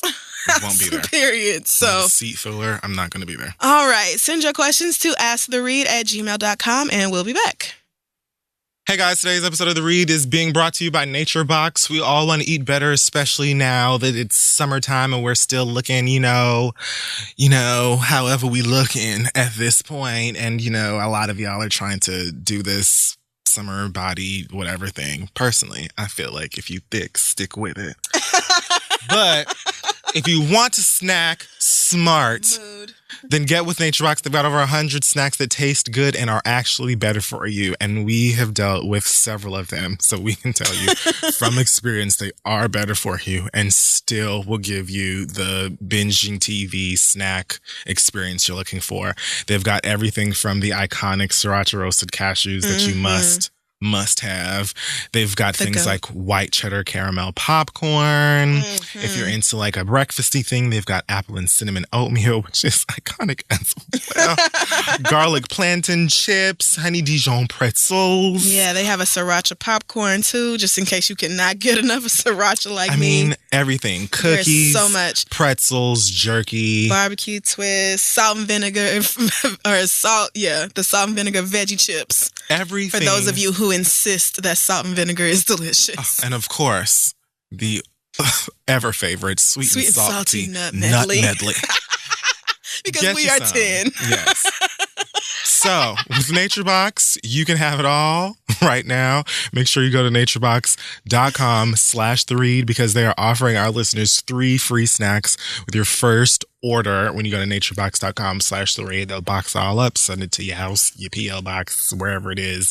You accept mail and things like that. So that's naturebox.com/theread for 3 free snacks with your first order. Try it out. Let's move on. Hey guys, don't forget this week's episode is brought to you by Squarespace. You can count on Squarespace to help you create an eye-catching online platform that will bring all your big ideas to life. Whether you need a portfolio to showcase your work, a store to sell all your goodies, or a blog to share your ideas, Squarespace gives you everything you need to look like an expert right from the start. They were so helpful 4 years ago. I can't even believe it's been that long when I was trying to get a website together for our show, thisistheread.com. Squarespace's award-winning design templates make creating your site a simple and intuitive process. You can reach and grow your audience with their comprehensive set of marketing tools, and there's nothing to install or patch ever. Although if you do have a problem, no worries, because their award-winning 24/7 online customer support can help you out. They are always there. Just think of them as your very own IT department. So go ahead and make your next move with Squarespace by starting your tree trial. Your tree trial at squarespace.com today. Enter offer code READ to get 10% off your first purchase. That's squarespace.com. Offer code READ, 10% off your first purchase. Do something great with Squarespace and the Read. And now let's wrap up the show. Okay, we're here and it's time for the read. So we can get this shit up because I know my mentions and yours are probably I'm just not even going to be on Twitter for like the rest of the day. Yeah, it's a lot going on. So, do you want to start? I don't really have that much to say. I just have a couple of quick stories to comment on. So if you have a sermon on your spirit, I'll be happy to go first. Yes, please. Okay. So first, just wanted to say, wow, Nicki Minaj, can't believe that you actually said something this stupid. Wait, what did she say? Oh, the magic thing? The all girls are magic. So the other day on Twitter, Nicki Minaj, for some reason, decided to send out a bunch of love to her fans, which is nothing wrong with that, obviously. But worded it with, I love all my fans the same. All girls are magic. Don't ever forget that, my darlings. Straight, gay, Jewish, Muslim, Asian, black, white, Spanish, etc. Yeah. So the fact, I mean, she's obviously mixing in lots of different identities there, and all of that is great. Mm-hmm. The problem is the all girls are magic part of it, because black girls are magic has been like, I want to say like a staple phrase in digital media for years now. Mm-hmm. Like, I think since at least 2013. Yes. Shout out to the PBG on Twitter. That's the lady that started using that term. Yeah. But like, it has been everywhere. She has t-shirts and I mean, it's mentioned in like every black girl story ever. Like the black girl magic has been such a thing. And white girls have been pissed about it for quite some time. So it's not like nobody knows about it. Right. And it's not like this has not already been a conversation. Right. So it's just something where it's like, really, Nicki Minaj, of all the stupid ass things to say, like, we know all girls are magic. We know girls are special and la-da-da, everybody. But Black Girls Are Magic is about how black girls are always getting shitted on for being black. Yeah. So if you could just not do that. So it wasn't even like, oh my God, I'm so mad at Nicki. It's just like, why? How do you keep doing this? It's kind of like All Lives Matter. Right. Like, you just all lives mattered. Black girls are magic. Yeah. And you can't even tell us that you didn't know black girls are magic are a thing. Because, bitch, please. Bitch. Like, come on, Nicki. Come on. Like, you don't get to do that. So, whatever. Nicki Minaj. It's not that you took it's not about you empowering all women, because that is important. But you took like a phrase in a moment that's exclusive to black girls for a reason and made it about all girls. Mm-hmm. And I do see the problem with that. And had you just taken the all girls are magic part out, it would have been fine. Nothing wrong with that fucking tweet. Like, I get it. But you just had to. Why? I don't know. Yeah. You just had to. So she loves her fans, man, and they'll kill you. Yeah. So I get it. I mean, but I feel like she loves them, but she also always wants to remind them that, like, it's complicated. I think about that whole Pulse shooting thing and how people wanted her to do more. Yeah. And she just kind of like was favoriting tweets that were like, whatever, I'll never forget and that whole thing. Yeah. I've been over her ever since then. See, now, I didn't really care about that then, but when you explained the way you felt about it, I was like, that's a valid point. Like, why do you act like that? So, my point there is that Nicki Minaj is way too tapped into social media to act like she doesn't know what Black Girls Are Magic is. So, girl, bye. The other story is about... Do you know one of her fans pressed me at Pride? Not really. Oh, shit. Wait a minute. I was at a bar somewhere. He stopped me. He was the Barbs came up to you? Now, first of all, let me address something. I will no longer be referring to them as Barbs, because Barbie is a grown-ass woman with jobs, okay? I will be calling them Skippers, because Skipper was a child, much like them. So, a Skipper approached me at... I hate you! At some bar. He was like, I love you guys. The read is so great. Oh, my gosh. And I said, thank you. And he goes, but you be hating on my girl. And I'm like, oh, here we go. What? You be hating on my girl. You know, the queen, Nicki Minaj. And I'm like, I don't hate on anybody. I just like saying how I truly feel. Right. Like, I mean, I just really don't like her music. Don't. And I was like, no, I don't care about this. Like, I'm not gonna do And then he goes like, so tell me about your first relationship. I said, I'm sorry. What? He's like, you never talk about your relationships on the show. Crystal does sometimes, but you never do. Oh my God. Like, it was interesting meeting you. And I was so, like, wait a minute. God bless him. So first he was gonna charge you up behind Nicki, like, and then he wanted to interview. Excited to meet me because he likes the show. Then he was pissed because I hate on Nicki, apparently. And then he wants to know about the first nigga I ever dated. And then he was like, I'm Michael with Viceland. And right. I was we'd waiting like on to that. do an in-depth. Wow. Very interesting, but yes. Oh, man. Every time people say, you be hating on my girl, I be like, which one? Right, exactly. So I can tell you why I'm not hating on her. Who is it? What didn't you like? Where are your sources? Citations, please. Okay. Yeah, All you're right. mad. All right. Okay, fair. So, down in Cleveland, Mississippi, Jasmine Shepherd is the very first valedictorian. I knew it. The very first in 110 years. And she found out the day before graduation that she would be forced to share her valedictorian status with a white student who her family says has a lower GPA than she does. I say her family says this because the school district says that they have the same GPA, but if they had the same GPA, wouldn't they have found out that they were valedictorian at the same time? Why is it that she found out a day before that all of a sudden she would be splitting this honor with somebody else? So Jasmine's mother filed a lawsuit against the school district, amen, and said that the community is so small and it is very easy to calculate all the students' GPAs, and Jasmine took more AP classes and honors classes, so her GPA would be weighted against this other girl's anyway. So either way you slice it, her baby should have been valedictorian by her goddamn self. But you know, they saw a black woman succeeding and being better than all of their white children, and they were like, we just cannot. We won't be doing that. That cannot happen. And to make it even worse, they had like, you know, the valedictorians get to give speeches. The white girl got to give hers first. She walked in front of Jasmine during the ceremony. It's like, y'all, but you really, like, you took this incredible achievement from this girl, forced her to share it, and then made her the lesser of the two during the ceremony anyway. It's like, so I understand why people are threatened by us. I really do. I get it. Like, despite all of the things y'all have tried to do to keep us down, somehow our children just keep rising up and keep doing better than you. Like, despite all the obstacles they face, somehow we just keep on striving and thriving and surviving, and it really pisses y'all off. And so you want to do whatever you can to cut down on the motivation or the love or the pride that these students should have in themselves. But this is just... not only is it low as fuck, like, this is a 17, 18-year-old girl just like any other. She has earned this incredible, distinct honor. I was so far away from valedictorian. The valedictorian of my high school class, I don't even want to Google that bitch. She probably invented some life-saving medicine. She had like a 5.0. She was accepted to every Ivy League school. She got perfect scores on the SAT and ACT. I'm pretty sure she went to Harvard. She's probably a doctor or something now. Like, I was more in like the bottom third of the class. I was the... you made it.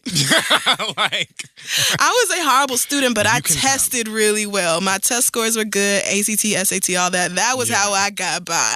Right. But schoolwork, bitch. Please. I'm not doing that. No. I can't do that. Sorry. Like, homework? Wait, is that like an everyday thing? Wait, we have to do that like all the time?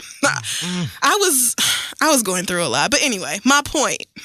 Getting back to that, the fact that this girl has achieved such an incredible honor, and y'all did everything you could to take her moment away from her and then make her feel less than next to somebody she was greater than, is just so goddamn despicable. It is so gross. And there's like, I feel like every graduation season, there's a story about a black child in high school being disrespected in some way by the administration because they have done something amazing. Like, I think there was a kid in Louisiana last year who wasn't allowed to participate because he had braids. Oh, I think literally because he had braids, he was not allowed to walk at graduation. Like, braids are a staple. They are a cultural classic. That is just something we do to our hair. It is inherently racist to exclude braids from something like that because you are excluding blackness. You are saying, leave that nigger part of you at home and do your best assimilation during this ceremony. Fuck y'all. And this is why people get so out of pocket about cultural appropriation. Whoopee. Because, well, white people braid their hair. They get to be in vogue and lifestyle, and they call it something else and act like it is just something brand new, and they get celebrated for it. When we braid our hair like we've been braiding our hair since creation, then it's like, ugh, get that ugly nigger, unprofessional shit out of here, because we're not for it. Exactly. I mean, it's the same thing as the problems with the policy with the military, like the army and shit, talking about, like, what you, nigga, no braids? You know how many black people are in the fucking military? What? Like, it's just... So, but anyway, this district where Jasmine and her family live, they just desegregated their schools. I think it took them 50 years after they were told to desegregate to actually do it. Like, how does that even work? So you already see what she's going up against. Exactly. You like, the context there is like, y'all really... The thing that pisses me off about this the most is the fact that we still have this narrative that goes around that black people lazy and we want handouts and we don't want to work for nothing or whatever. And we bust our ass a lot of times twice as hard as your little white kids. Yeah. And you still want to give them like our accolades or whatever just because. Not to say that whoever that girl is didn't work hard. If she did have a great GPA and bust her ass in school, fine. But why is she getting valedictorian and being treated as if she's first in line when she is not? She isn't. Like, if her GPA is lower, then she just is not, she is not the valedictorian. This girl is. And for y'all to be like, oh, well, your black ass certainly can't be up there alone. Like, they thought about a nigger girl getting up there, a nigger gal. Definitely gal. Getting up on stage and delivering a speech to their lily white students. And they said, oh, no, bitch. Not for it. I don't fucking think so. It's just so annoying that it's always all this talk about get it yourself, do it yourself, get up off your ass. And, my father gave me a small loan of $1 million and all this bullshit.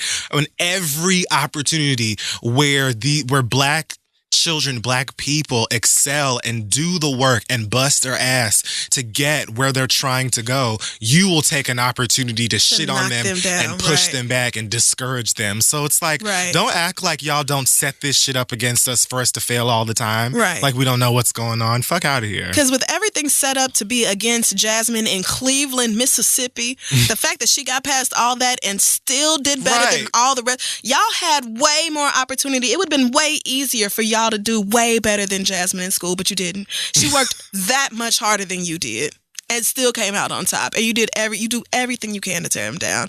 I'm just so fucking tired of this shit, man. Like, I don't know when white people are just gonna go ahead and let us be. Like, if you could just let us be, that would be great. That would be so great. If you could just, because historically, you've done enough against us. If you would just take your foot off our necks a little bit, just, can we breathe? Like, we just like to live. Can I live? Can our kids excel? God damn. So, I'm done. All right. Well, for me, all right. How are we gonna do this? Oh, do you need to stretch first? I feel like you're warming up.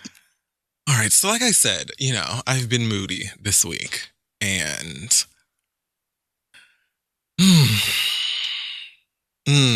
okay, this is going to be dramatic for me personally, maybe, but I don't really care. Okay. I do me and I take care of me.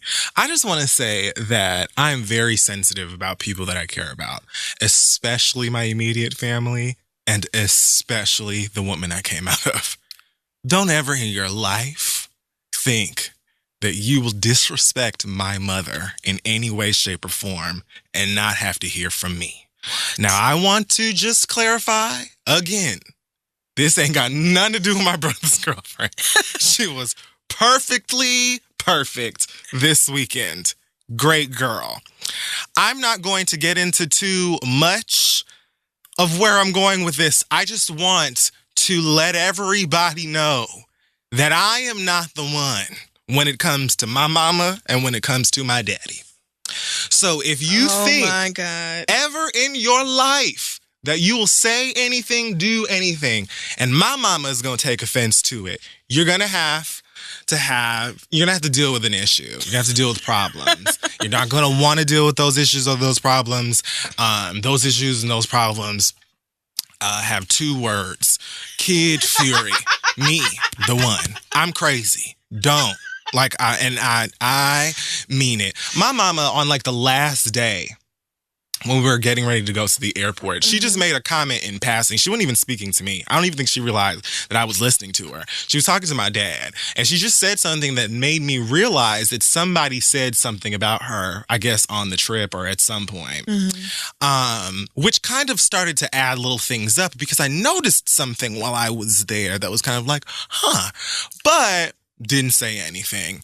So my mama just made a comment like that somebody said something or whatever. And I said, who said that?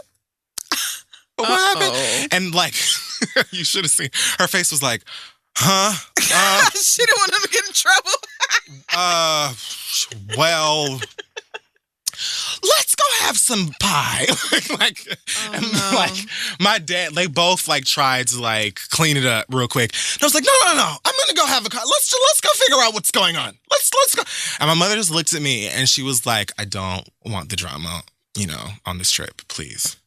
And I was like, I looked at both my parents. I said, I love both of you. I respect both of you. So I'm gonna be quiet. But we're not on the trip no more.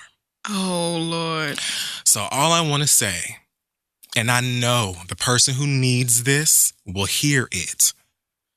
Don't ever in your life think that you will say anything that my mother will take as disrespect, take offense to, anything. Because even when we got to the airport, my mother was like, it may have just been in passing or whatever. Like, it was just a joke. I was like, I know. I didn't even say anything to her. I just said, like with me, that's never going to happen. Nobody's ever going to disrespect you, daddy, or either of my brothers. And I'm just going to sit by. Y'all are better off letting me not know. Don't keep me in the dark. Y'all was right to lie to me.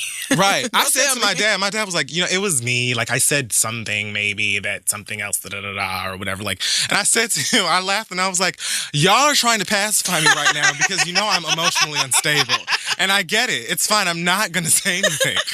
But flat out, I don't tolerate disrespect with my parents. I love them. I'll kill for them. I will go crazy for them. I'll flip things over. You can say just about anything about me. You can threaten to fight me or call me a name, and I'll just be, okay, what is it? What do you want to fight? What is it? Because I'm just going to go home after, and I'll be Gucci. So I don't care about that. When it comes to people that I give a fuck about, especially my family, don't do it. I don't care who you are. We're gonna have problems. Right. Flat the fuck out. You don't want them. Nobody's gonna stop me. It is what it is. Period. So, talk shit about your mama. Talk shit about her mama, his mama, they mama. Anybody not but mine. Period. Because I don't give a fuck who you are. It's going the fuck down. I don't care. Watch your mouth or keep that shit to yourself. Make sure that I don't find out. Right. Make sure that I do not care because the rest of my family is wrapped tight enough to keep that shit together or just, take it and walk away and be real mature and glamorous and classy. I'm a psycho.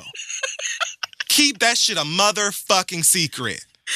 Woo, don't ever play with me in your life. There was a girl who was working the receptionist counter at that resort. And as a Jamaican, I understand that Jamaicans at work can be rude. I don't know what that is. If you've ever been to a Jamaican restaurant or a patty place and seen that old lady with the bonnet on her head or the hair net standing behind that shit looking at with you like, attitude. Why did you come in here? Like you're not going to pay for your food. Why are you asking for gravy? So, because you offering it and I want it. And it's not free. So you really just gonna make me get you some gravy? Wow. Okay. Wow. So the girl at this receptionist desk was rude, and I had an experience with her myself because I went down to the desk at one point when my key card for the room wasn't working, and I said, "Ma'am, the card isn't working for my room. It's 4701." And she goes, "What's the room number?" Again, here's the devil right here, right in my face. I just said it. I said, it's 4701. And she goes, makes a copy of it, brings it back, and goes like this. She hands me the card and she goes, "Please keep the cards away from cell phones, credit cards, and water. They have magnetic strips in them, and it'll stop working if you do." Why are you speaking to me like that bitch on a train that says, "Please mind the closing doors"? What is this about? I don't need nothing Bitch, I know that. I'm not. Just give me the fucking key. What? In many other circumstances, I would have snapped on her ass. But I knew the devil was trying me. And I said, you know what? I'm going to, for me, prove to myself and Satan that I'm not going to take the bait. All right. I said, thank you. And I walked away. It felt like somebody shot me in the neck. That is admirable. I said, thank you, and I walked away. So, like, the night before we were supposed to leave, they give you, like, these, like, cards for the towels. So you have to, like, check them out. Every time you go to the beach or go swimming, you use the card to check out a towel, and then you bring it back and get the card back. Okay. And so my mom had, like, 3 beach towels that she was trying to, like, bring back. But the towel station was closed because it was late. And so she goes to the receptionist desk. I wasn't by her at the desk, so I didn't hear the girl speak to her. But my mom comes back with the towels. And she comes to me and she's like, I don't like that girl. Like, everybody here has been, like, nice to me or whatever, but I don't know she's been so rude this whole time. Now, in many other times, I probably would have just walked off with my mom and it would have been a thing, but I knew that she was rude to my mama because she was rude to me. Right. So I said, all right, don't worry about it. I'll go talk to her. My mother was like, no. Like, no. Absolutely not. So, like, we go to walk away. You had your gas. That's the thing. All you needed was that little ignition. Right. I was looking for a reason to go up on her. Anyway. Right. So my mom was like, I don't know what to do with these towels now. Like, what are we supposed to do? I said, give them to me. So she gives me these 3 big-ass, wet, orange beach towels, and I just chucked them right at the desk. Just similar to Mama who tried me on that motherfucking flight, who tasted them napkins. Like, because I don't know why you thought that my mama, a guest at this resort, was going to do your job, but bitch. Clearly you're dizzy today, bitch. Handle that. So I walked off. They didn't touch her. They didn't even come close. Oh, no, that's they right. landed right in front of the receptionist desk. Yeah. And I'm sure somebody figured it out. Just like somebody could have figured it out when my mother came over to you and asked you, what are you going to do with these towels? But she essentially told my mama, like, well, the towels don't go here. And my mom was like, well, the towel station is closed right now. And she was like, well, I don't, you have to talk to somebody about it. Bitch, aren't you somebody to talk to about it? You work at the desk in the, like, this is where we go. What? Are you stupid, bitch? Oh, It took everything in me not to go over to that girl and tell her everything about her whole life and make a scene in that white people's place. Like, because I know white people own them resorts. Yeah, and if this is a resort with a breakfast bar, omelet station, and all that, this was way too nice of a place for her to be acting like that. Exactly. Right? Like, what? You should have been like, I can take those from you. Thank you. Period. Do something with it, bitch. You're the employee. Figure it out. The fucking issue. It's hospitality. You are literally supposed to be hospitable. Get another job. Oh, wait. Like, are you lost? But the person you're not going to try is me. Right. Is my mama. That's like, it. you tried me, and I let you.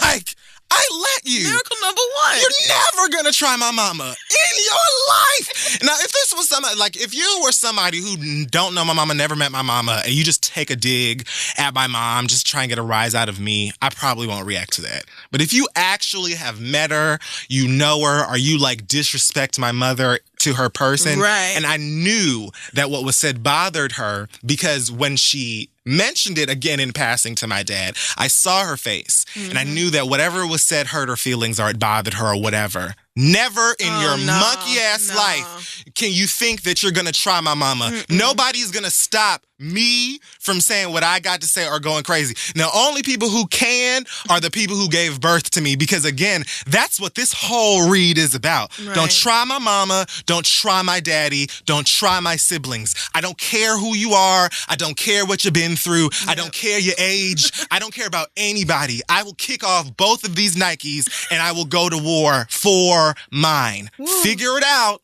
Do what you got to do and get your shit together. But if you gonna talk shit about, so I don't care. Maybe my mama crazy. Maybe my mama was wrong. Maybe my mama was wrong. No, she definitely wasn't. Oh, and I'm not talking about the receptionist anymore. Oh, you just say in general. No, the receptionist was an example of somebody trying my mama and me proving to her you won't. Right. Because I let you be disrespectful to me the day prior. Maybe it was even that same day.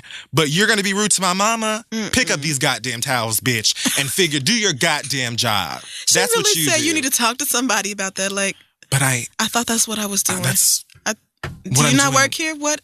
I'm sorry. I thought you worked here. Right now. What?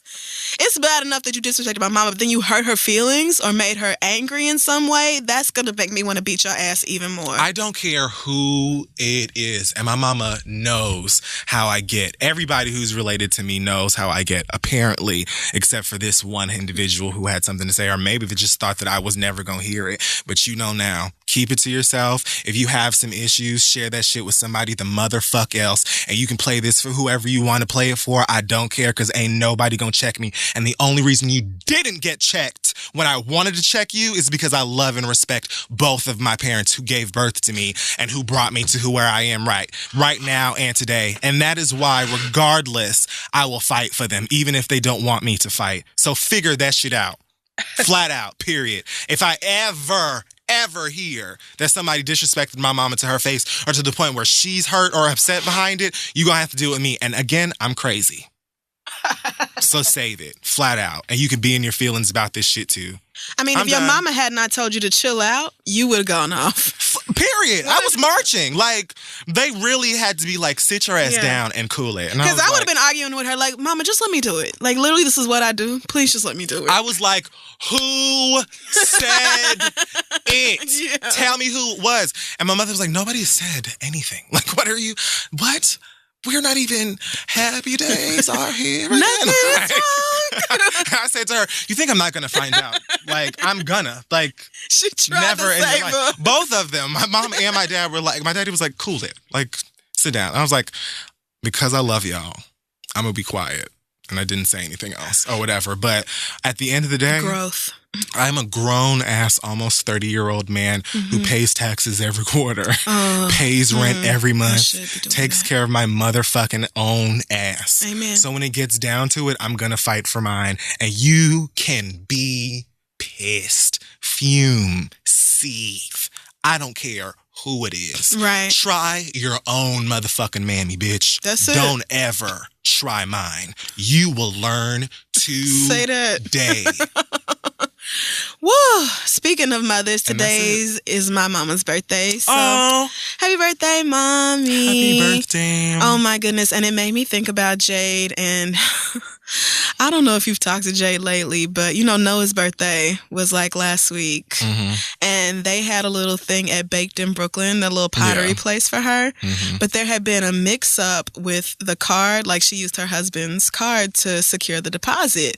But the lady typed in the wrong email address. So she sent the email receipt to somebody else who lives in like Georgia or something. And so the woman was like, I didn't book no party at Baked in Brooklyn. What the fuck? So the woman called Jade's phone number, which was on the receipt, like, bitch, you scamming and using my card and this. And Jade was like, what the fuck are you talking about?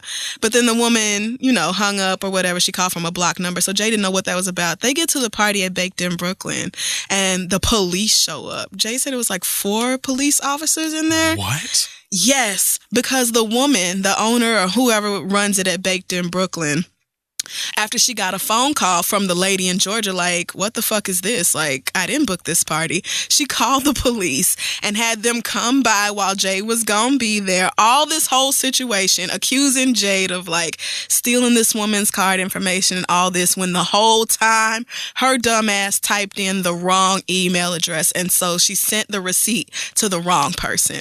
Somebody who happens to have... So that woman didn't even get charged for No, she didn't even get charged because she and Jade does this on the show, so I'm not going to feel bad, but she's like, you know, my name is Jade Verrett, and that lady's name is Jade Everett. And so the woman typed in Jade Everett, I guess, for the email address or whatever. And so that lady, who also happens to have the same last 4 digits of the card number as Jade's husband, was like, what the fuck is this?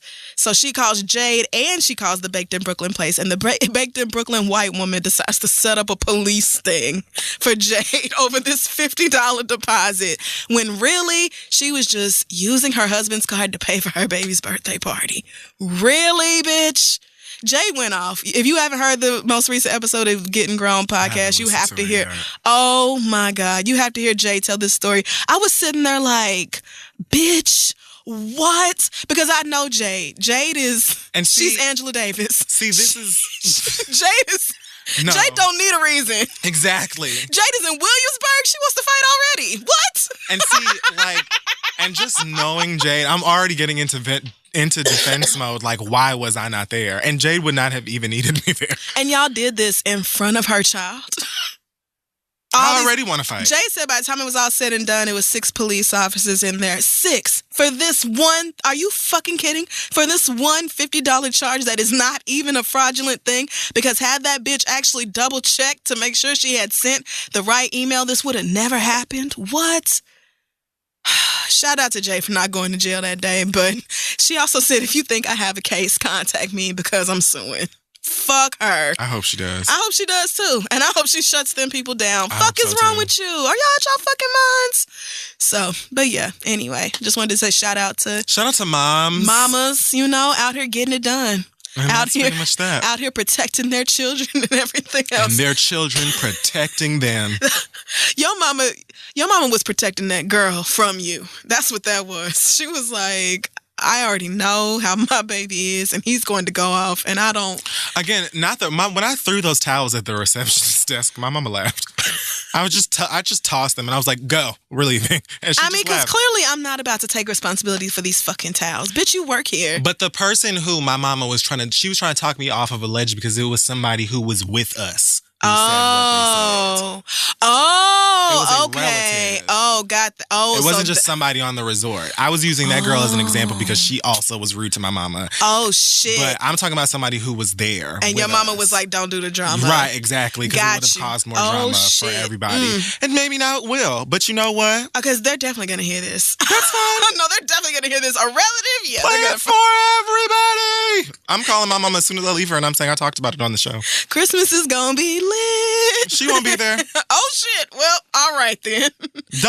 I don't care. Don't ever in your life ever say anything that my mama could even feel like was offensive. Don't make no jokes. Don't do nothing. Same thing with my father. Same thing with my brothers. Keep that shit to your fucking self, or at the very least, make sure I don't hear about it because I'm not rap tight at all. I will go off. Period. Flat out. Don't care who you are. I'm irresponsible. So I would hate to fight family, but you disrespect my mama and... It wasn't even going to get physical. It was just going to get very loud. Well, fight can be a verbal fight. Oh, yeah. I hate to drag you and decimate you in front of all of our loved ones like this, but I must. So, where do I begin? My mother was like, no. How should I begin this? No. I'm just so offended. They really had to shield me the fuck out. Yeah. At the end of the day, I was just like, I really don't just because You're a good one. Of them. I was like, all right, you know what? I'll be quiet for right now. But when I got on the plane and I got on the plane, I got home and I was just like, you know what? I'm still mad. I'm mad because although my mama didn't need any kind of defense or anything like that. I just am angry that you feel like you could just make any kind of joke about this woman. Right. Who really isn't even blood related to you. So... Oh, no, that makes it even worse. Family can joke in certain ways. If you married in, you need to be careful about the comments you make. Oh, no. Mm-mm. Just, how about you just don't say nothing about my motherfucking mama? How about you just don't ever say anything about my mama? Just save yourself all the heartache that will Get a diary. That's real. Or find somebody who can keep a secret. Because I'm nuts. I mean, you do what you have to do, man. That's and family. You're allergic. Really? That's the read for this week. Oh, my goodness. Yes. Check out our website, thisistheread.com. Follow us on Facebook, Twitter, Instagram, and Tumblr at This Is The Read. Shout out to everybody who listened to the credits last week so they knew this week's episode would be late. And shout out to all of you who said, fuck all that. Right. I turn it off when the reads are done. Some people were both. Honestly, many people were like, no, I heard, but I'm still mad. Right. They were like, so I knew this was coming, but I'm still refreshing my feed, and I just need to talk to you about it because I'll be over here kind of feeling shaky until it comes out. Thank y'all so much for giving enough of a fuck about this show to feel that way. So, yeah, I hope you got what you needed. Do you have any announcements this week? Not that I can think of. It's actually pretty much smooth sailing from here for a while. I get to just kind of do me. Mm-hmm. Yeah. I'm excited because I don't have to get on a plane, I think, until the end of the month. I think I'm going to August. And my next flight was really just to go to Amsterdam. Ooh. Just to go. See, now I need to do that. Y'all should come. I need to. Well, nigga, just tell me when, because I'm there. Because as of right now, it's just going to be me. Yeah, I'm so overdue. And I need to go at least once a year. But yeah, that's what I'm doing. Like, I was like, wait, I haven't gone to Amsterdam yet. But also, I need to find an Amsterdam Bay so that I can have somewhere to hide out just in case Donald Trump, because this shit with North Korea is getting very spicy. It's just like, so you're really just going to taunt these niggas? They launching missiles like, we could point this at Alaska and destroy all of y'all. What's up? Like, I saw a tweet from somebody today, like, y'all talking about robbing China and North Korea. North Korea got missiles that can hit Cali. Yeah. So, I mean, and I get it. Like, who wants to focus on real scary things that could happen when you could laugh at how dumb robbing China are? Me. Escape. I mean, you niggas need an escape. Speaking of which, I heard they were actually a little bit better this year. I mean, it's not this year, but at Essence. Who? Oh, you mean, yes. Yes. Apparently, Tiny said, listen, every rehearsal, I'm there on time and early. Like, a bitch sounds amazing. So, yes, very excited that Escape cleaned it up for Essence. Essence, overall, just a dope time. I had so much fun. Yes, shout out to Issa and Yvonne and Jay Ellis, everybody. Oh, my God. So... Does he remember you yet? So, the thing about that, no, actually, he does not. It's hilarious because he left our high school after sophomore year, which I forgot about. And he was like, yeah, my mama pulled me out because I was having too much fun. But I was having too much fun. He had to go to like a private school with the white kids. But he does not remember me at all, which is I love so much. But he does remember my best friend Terry because he had a huge crush on her back then. And she had a crush on him. And so he was like, oh my God, Terry, I remember her. Da-da-da. How's she doing? And I was like, oh, she's a doctor. He said, of course she is. Of course she's a doctor. And I said, she's Blackish. Her husband's an anesthesiologist. They have 4 kids, just had twins. Like, she's exactly what you thought she was going to be. She's out here. She's flourishing. She's everything, actually. But he was like, yeah, I remember when her and this other girl got into a fight and this. And I was like, you right. I had forgot that my friends got into a whole, like, throwback moment. That was a whole thing because they fell out over that. And I think they still don't really, he's like, makeup, but they still don't really rock with each other like they used to because this other friend who I won't name because I don't want to be extra messy was like, oh, I got a crush on him too. He cute, which he was. He was adorable in high school. He looked just like that. So they kind of was fighting over him. Yeah, but the other girl was in the wrong because Terry had already claimed him. Right. And he liked her back. Like, they used to kick it. Right. So how you just gonna come in out of nowhere like, ooh, he cute, and I'm not even really that close to her? Like, oh, no. So Lawrence Ben had a high. Right. Oh, no, Ben had. This ain't new. What? He been fine a long time. So, all right. I told Terry, I was like, girl, Crystal, he has no clue. But you... he went all it all, girl. Like, remembers your ass. So, yeah, shout out to them. I had so much fun with Fran hosting the Insecure panel, and y'all are going to just die when you see this. I can't wait. This new season's just going to be phenomenal. And make sure you check out Insecurity, also coming back. The recap episode Fran and I do, the podcast. So subscribe to that. And when does that come out? The same, like? Yeah, same week that Insecure comes out, which is July 23rd. So be ready for that. Do you have anything else? Are we good? No, we've been in here forever. An acronym or anything. Let's just get the hell out of here so this can get online and people can breathe. All right, bye guys.